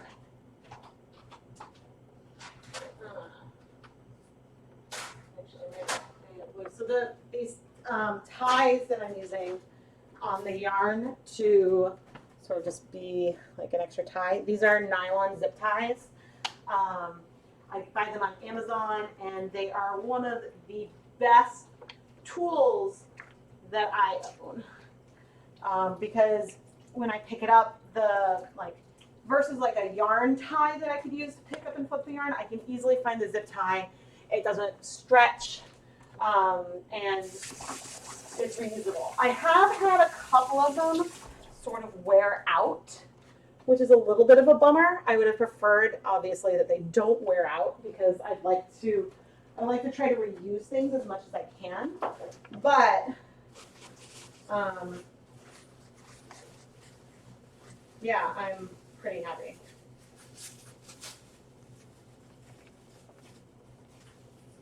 Let's see how many more I need. So that's, I'm going to say 13. So I've got 4 plus 3 is 7. So I need 6 more.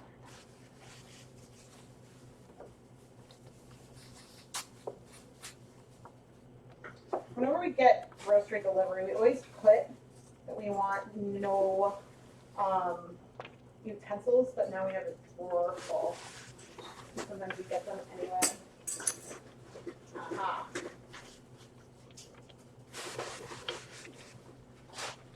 Okay. Well, I never have enough. We should get some reusable, like, washable chopsticks. That's something I could definitely use. Okay. Let's take this guy out.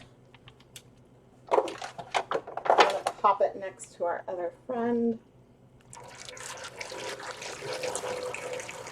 Oh, right. The Dyer Supplier yarns, there are, so with some of the ties, some of the extra like cuts from the ties are still around, but I haven't found it to be like a huge issue. I am swirling this around a little bit because it looks like there's the tiniest hint of yellow in there, which, to be honest, I'm not entirely sure if it's a reflection or some color, but yeah, I'm liking the way things are going so far. Okay, let me just check the chat real quick. Oh, funny. Oh, thank you so much. I really appreciate that. I love what I do, and I'm very thankful to all of you for tuning in and watching and hanging out. Like, thank you for allowing my passion to be, you know, like my business and my job. Right now, ChemKnits is really just synonymous with Rebecca, because I am a team of one, except for when the kids or my husband pitch in. But yeah, I dream of, well, I think I dream of the someday when I can hire an editor, so that way I can I'd love to be able to edit down live streams into like a usable way. That's something I would really like to be able to do. And I know has been requested. I just don't have the time to edit down like a 2-hour thing. But because then I could make, if I had some editing help, I could make even more videos. So spread things out. Okay, nice and spread out, and we are warm already, which is good. If you're just tuning in, I'm going to get muffled because I'm wearing a respirator. Everything I'm using is dedicated dye equipment, et cetera, et cetera.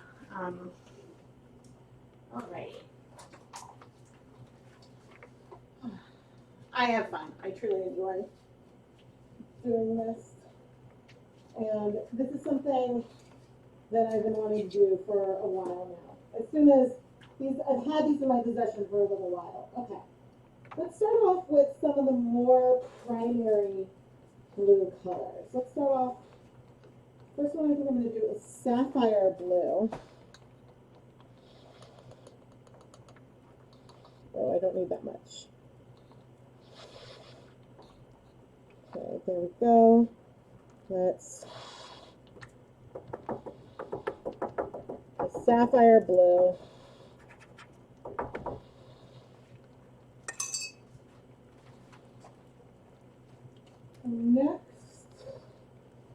Next I want to do brilliant blue.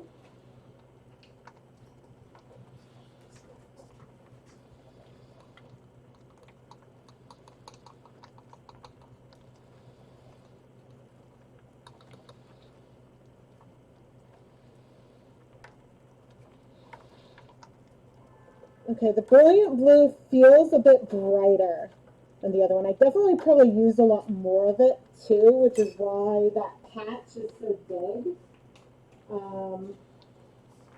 And then you can make a new, that charty thing. And then let's do royal blue.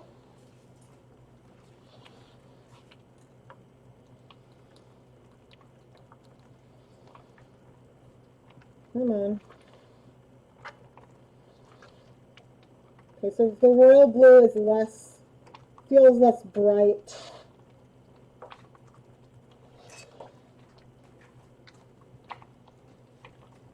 And then finally, I'm going to do sky blue,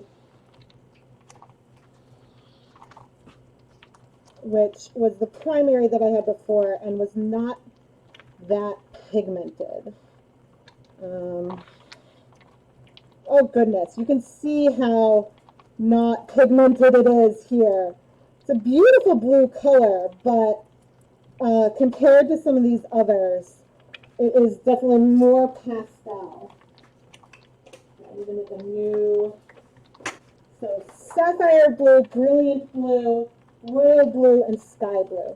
Sky blue is definitely the less pigmented, and the differences here are very, very nuanced. They feel very similar, to be honest. So,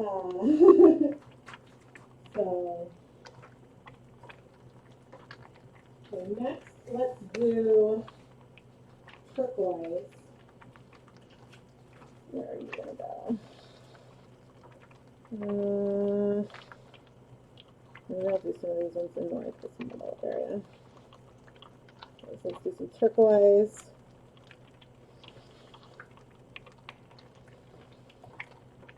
That is bright and beautiful.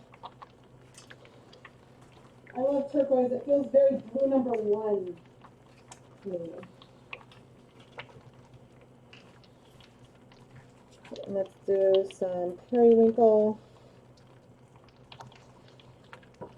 which breaks. I can say right now, this definitely breaks. There's some pink, there's some blue, and there's some differences in there. So the periwinkle breaks. And let's do navy. I like a good navy. Ooh, It feels almost, and I found this with navies before, navy almost feels like a purple sometimes.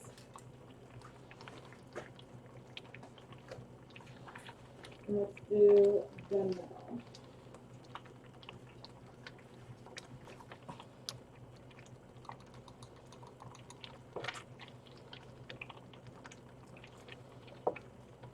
Okay, and I can get a bit more than that. Okay. Gunmetal. Okay, so the gunmetal is blue. It feels like I didn't use as much of it. It feels, so where the navy almost feels a little purple, the gunmetal doesn't, if that makes any sense. And maybe I'm going to add a tad more of this gunmetal just so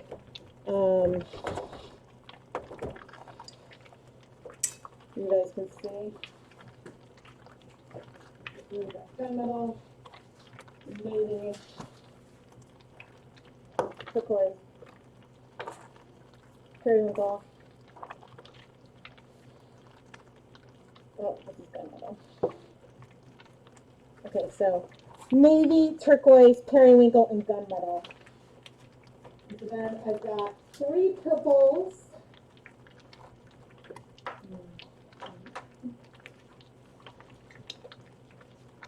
Start with, I think I've only used violet. Let's do lilac first. Oh, that's a Rebecca purple. That is a beautiful blue purple. Lilac. And we've got violet. Come on.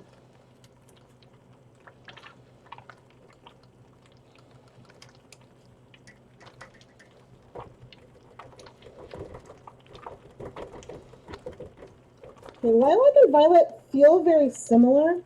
The violet is maybe a tad bluer than the lilac. Okay, next is purple, which looks like it'll be redder.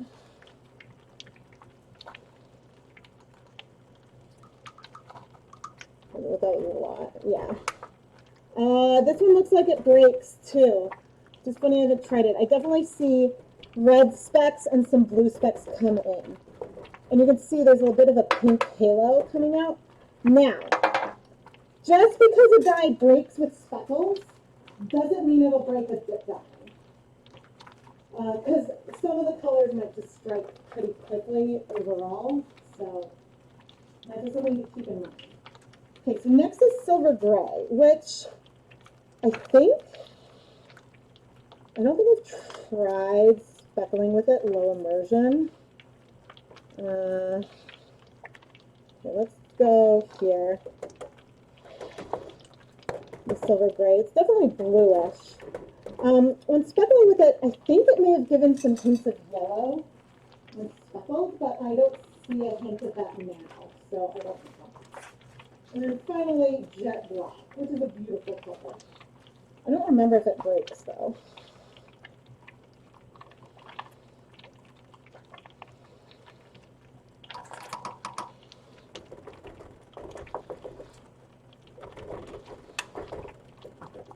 There we go, black. There we go. I'm gonna have to write these down, but we've got, real quickly, okay, I have to take off my mask. No spills today, huzzah. Okay, so we've got lilac, we've got violet, purple, silver gray, and black. And I am going to take a photo for my Instagram story. And a photo, oh no. Hello? Hello?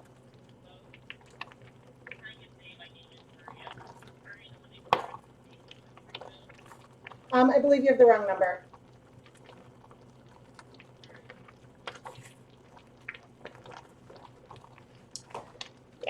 I don't have an electric bill in Chicago.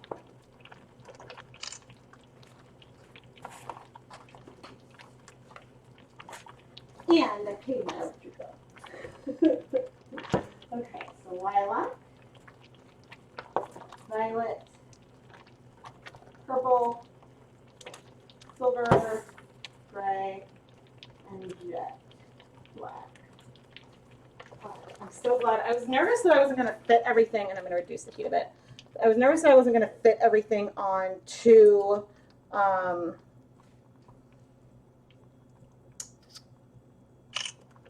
that I wasn't going to fit everything on in, well, 3 skeins. Oh dear, I need to open this up.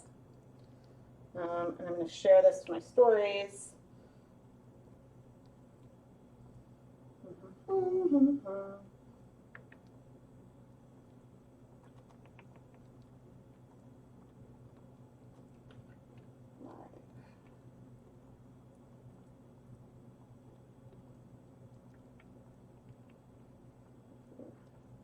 There we go. So if you want to see the more colors a little more true, what's it going to do?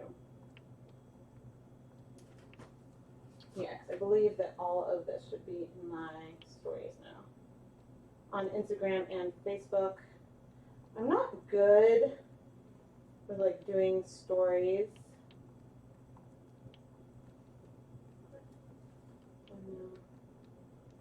Okay. Cool. All right, I'm gonna sit down. Oh, that's what I wanted to do. I wanted to write down the ones that break. So breaks.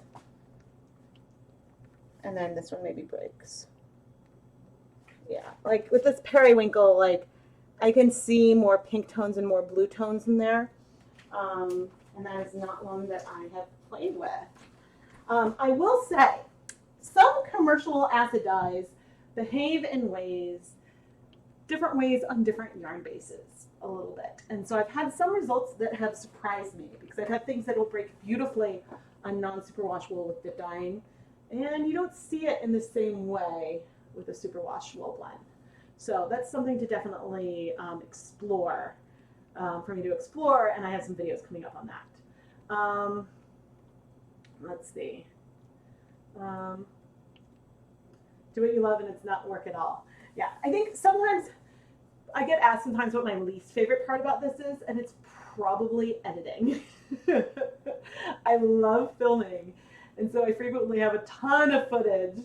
But I mean, I'm usually like many weeks ahead with my video scheduling, but yeah, but I love dyeing the yarn, and so then it's like worth it. Some videos I edit as I go, so like I do short takes to make and stuff to make some of the editing a bit easier on myself, but then sometimes there's a video and I'm like, I'm gonna have 30 minutes of washing to cut down, and then I'm like, oh no, but it's not that bad. It's still pretty fun, but it's my least favorite part. But my favorite part is doing this and just playing with color. You want them all the blue is your favorite. Oh, these are beautiful. These are so, so beautiful. And again, I think you'll be a little surprised. Like, my webcam doesn't do a good job with reds and purples. I feel that those, like, the impact when you go check Instagram, and I didn't put a filter on it, that's just my cell phone camera. I think that you'll be impressed. I did add more onto it, but again, so this swatching is really crude because some of these colors I had a lot more of the pigment that went onto the yarn than others. And so it's not a good way to tell, like, okay, this color is way more intense, except in a few cases. Like the sky blue, oh wait, okay, so the sky blue is right there. And that is way less pigmented than the other 3 blues, like on that bottom row, are a lot more saturated. And I really discovered this with the sky blue, which you would have thought that I would have realized this when I bought it. But in my first hand painting with Jacquard Acid Dyes, I tried to do a gradient from like yellow to blue, and the yellows really overpowered the blue. Excuse me. And so I'm excited to play around with some more pigmented ones. And yes, these will definitely all dry lighter, which is something that sometimes I struggle with a little bit, because in the pan I'll be like, ooh, this is super, super saturated. And then sometimes when the yarn dries, I'm like, oh, I could have gone a little heavier. I wish I went a little heavier. But that is something that I am definitely still learning about. So, yeah. Oh, thank you. See, that's about the time difference between the like sneeze and then the thank you. Oh goodness. I just absolutely, I genuinely enjoy this, and so I'm so glad that so many of you are able to join for this like impromptu, spur of the moment stream. Yeah, I was nervous that no one was going to come because I had oh no, I want my OBS. I had the stream unlisted until before like I went live, and I was afraid that like sometimes when I've done that in the past, it hasn't shown up for people like as quickly, and so I thought that like YouTube wasn't going to tell people, but you guys all came, and that made me really happy. I truly value this community and the support that all of you guys give me. Yeah, like I talked about like other things and links and like monetary things, but ultimately the biggest thing that all of you do that supports me is interacting with the videos, watching the videos, leaving comments, liking them, subscribing. Those kinds of things tell YouTube that you value the content, and so then they recommend it to more people, and so then more people can find me, and then like that like leads to growth and all kinds of fun stuff. I forget. I feel like something happens when I hit 30,000.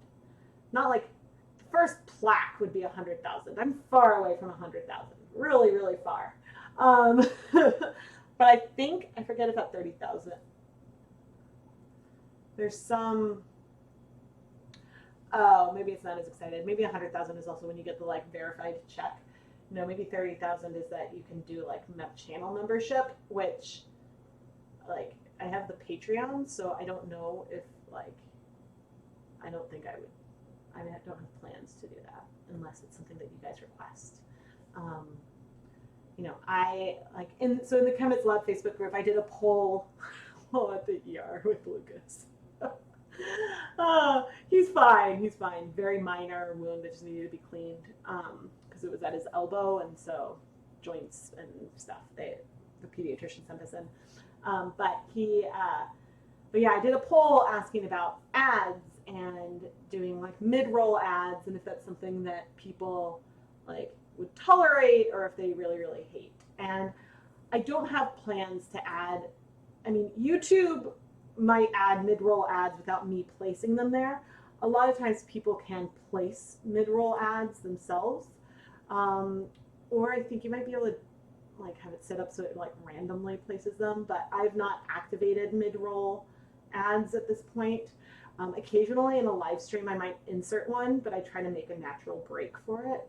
But you know, I don't want to be annoying like with it, and I'm not sure how much of a difference it would make to the bottom line. But there's some people that I watch that like in a 15-minute video they'll have like 8 ad breaks, and it's just a lot. So I definitely don't want to do that, but I also like, yeah, I'm not sure how much of a difference like it would make with YouTube.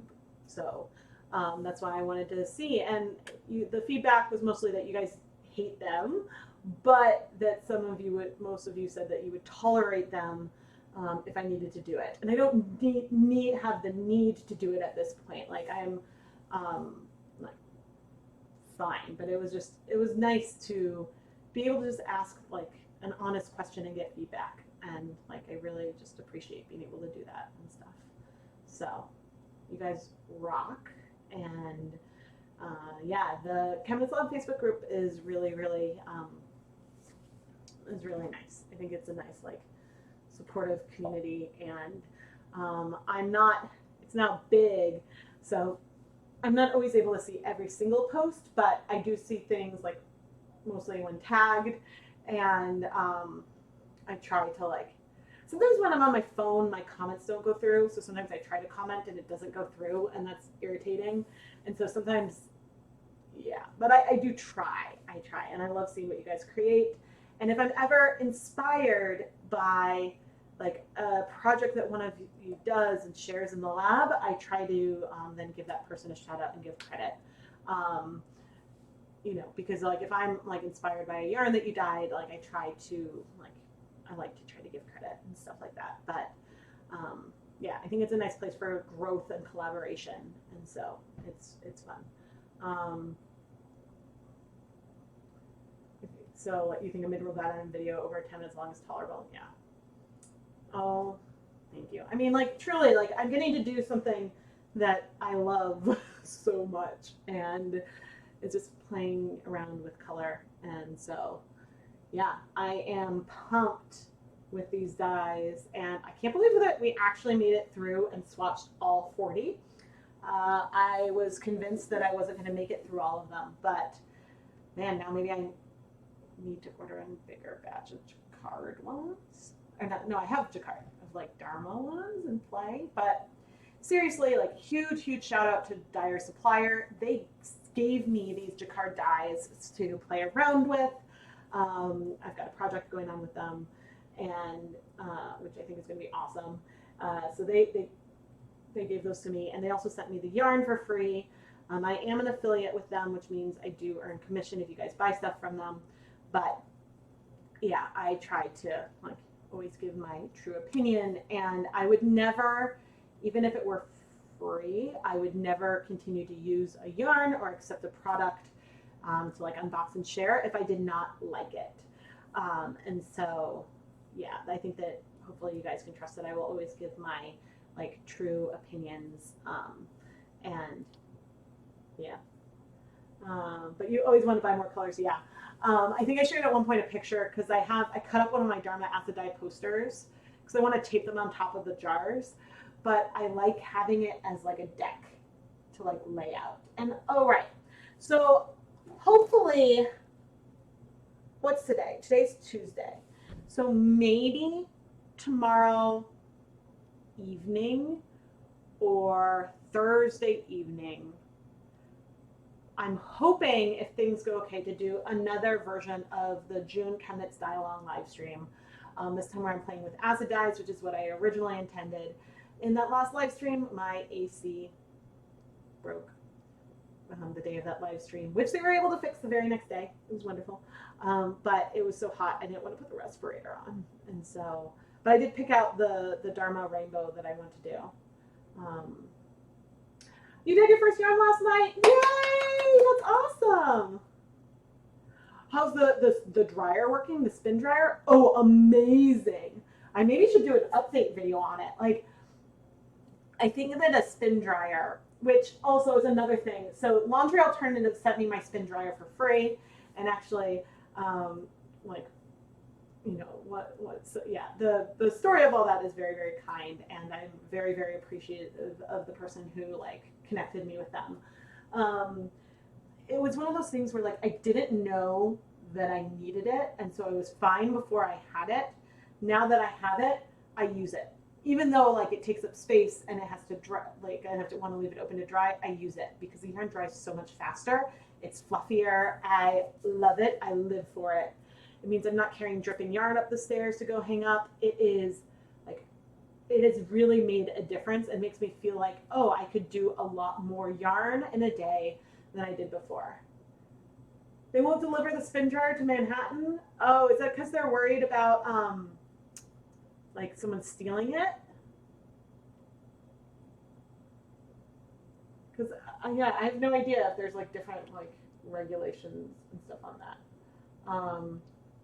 So I think Laundry Alternative, I think, is a Canadian company, but they definitely have shipping sources in the US, and it is also available on Amazon. Ooh, is the turquoise spreading out? Okay, I'm gonna go up and look.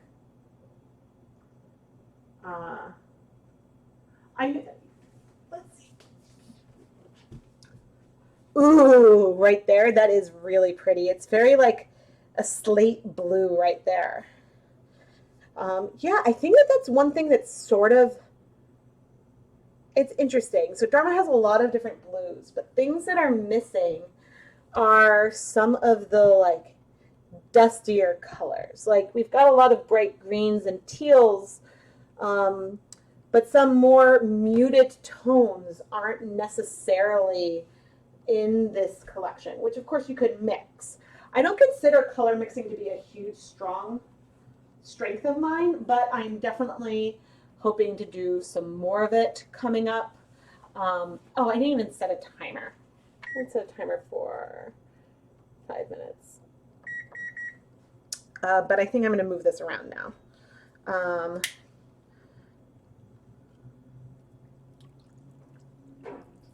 Wow, things have set pretty well. Okay, I'm going to forget the timer. I'm going to add some more water. All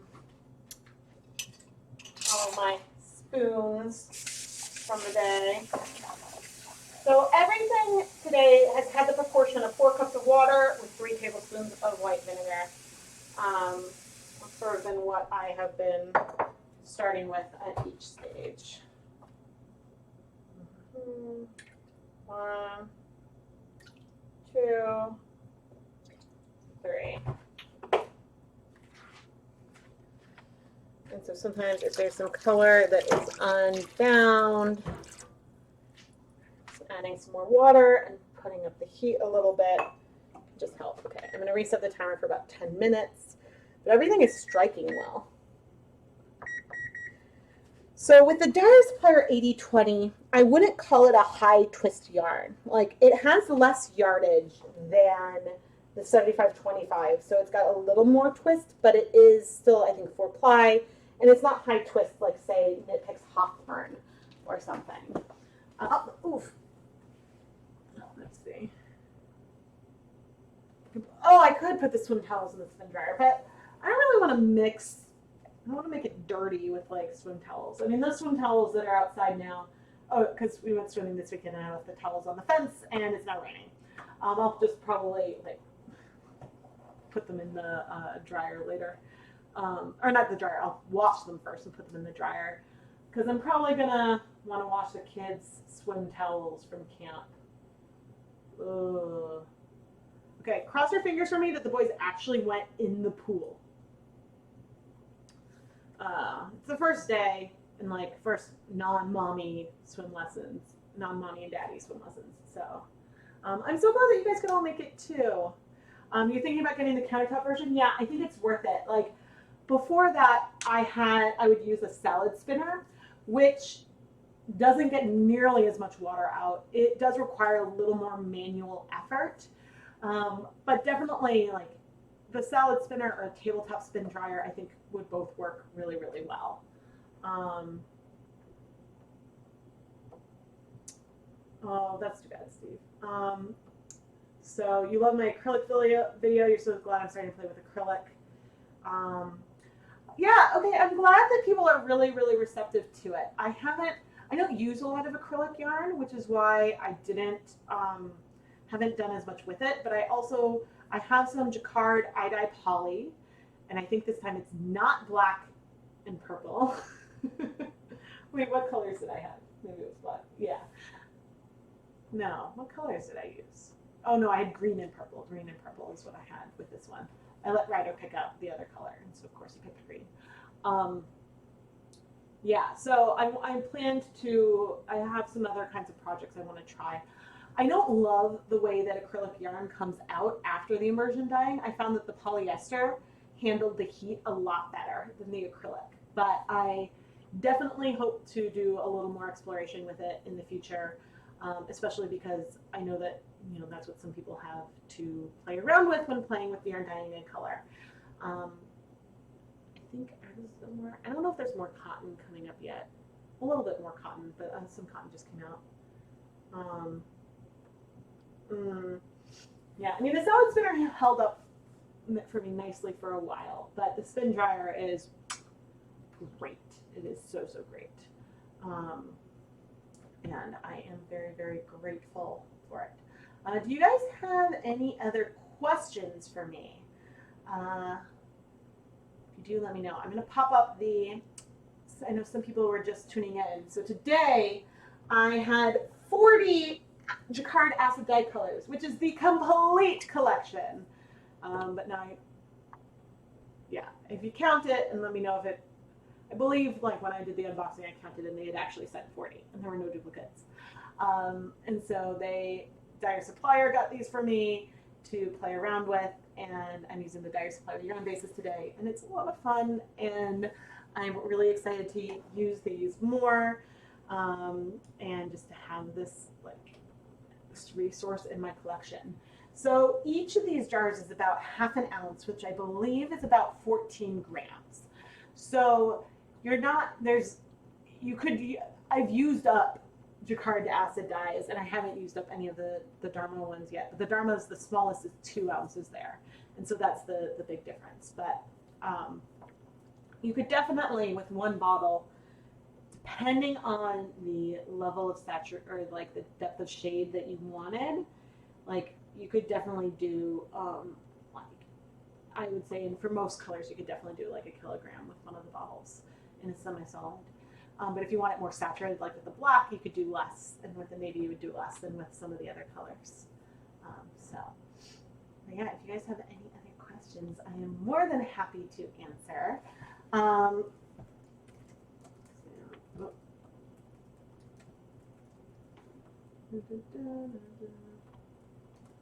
So I'm going to pop the link for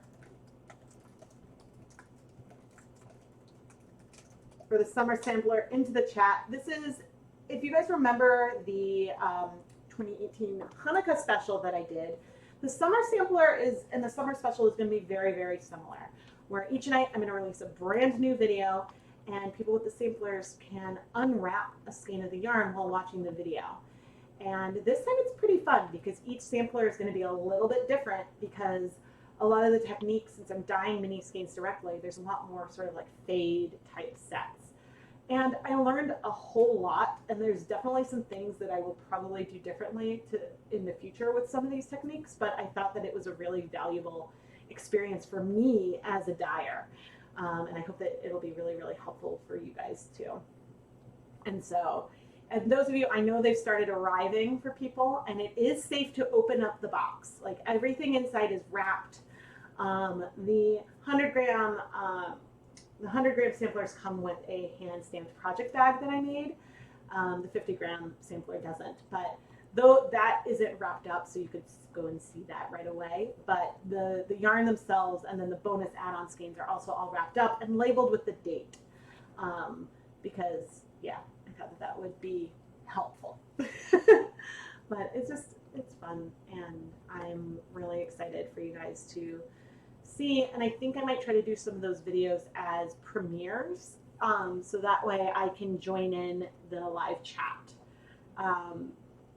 Yeah, I thought that it would be fun to tune in, and I enjoy being like in the chat room with you guys and like reacting, you know, in text. You don't want yours to grow a pair of bobs and walk away. I hope not. I really hope not. I think that the Hanukkah one, someone's husband like opened them all up early because he was so excited to see them, and then rewrapped them for her. Oh, hey, no pressure. I understand. And the nice thing with the summer sampler is even if you can't buy a sampler or don't want to, I mean, you know, if you don't want to or can't this time, I will be doing more series like this in the future. I'm planning to do Hanukkah again this year. But everyone can watch the videos. The videos are going to be available on the YouTube channel for everyone to experience. So I like to try to like make sure that the content can be available to as many of you as possible. So anyway, I think I am going to head out. I mean, this one has basically cleared already, but what I'm going to do is I'm going to let everything cool. I'm going to wash it with dish soap, and then once it's dry, I will film a recap from this live stream. Now, with next week being a holiday week, I'm not sure if I'm going to get it up before the 4th of July or not. Next week, I will have limited internet access because we've got some family coming into town. but I will like be checking every so often. So yeah, I hope, well, I might do one other live stream this week, so we'll see. But yeah, thank you guys so much for joining me. I have so much fun doing these, and I'm excited to put together the recap with like all the colors sort of like crudely swatched. And I hope that this was helpful and maybe give you a sense of what colors you might want to try in the future. Excuse me. I always in all my videos have links to all the stuff I'm using, and some of them are affiliate links, but I always like try to like disclose. I mean, like I don't have affiliate accounts with Dharma, but I still like I try to make it as easy to find the things that I use as possible. So I hope that is helpful. And yeah, I think that I am going to say goodbye. I'm just like pulling up because then I'm going to do, oh, I need to make sure I can see the preview because, well, I'll talk about that in a sec because I'm not sure if it shows up. But anyway, I am Rebecca from ChemKnits. Subscribe if you haven't already, and I thank you so much for joining me, and I will catch you all next time. Bye, everyone. And then this is the extra little bonus because I always wait for my face to go away on the official stream because I don't want to cut it off early. Oh, that was less long than I thought. All right, bye guys.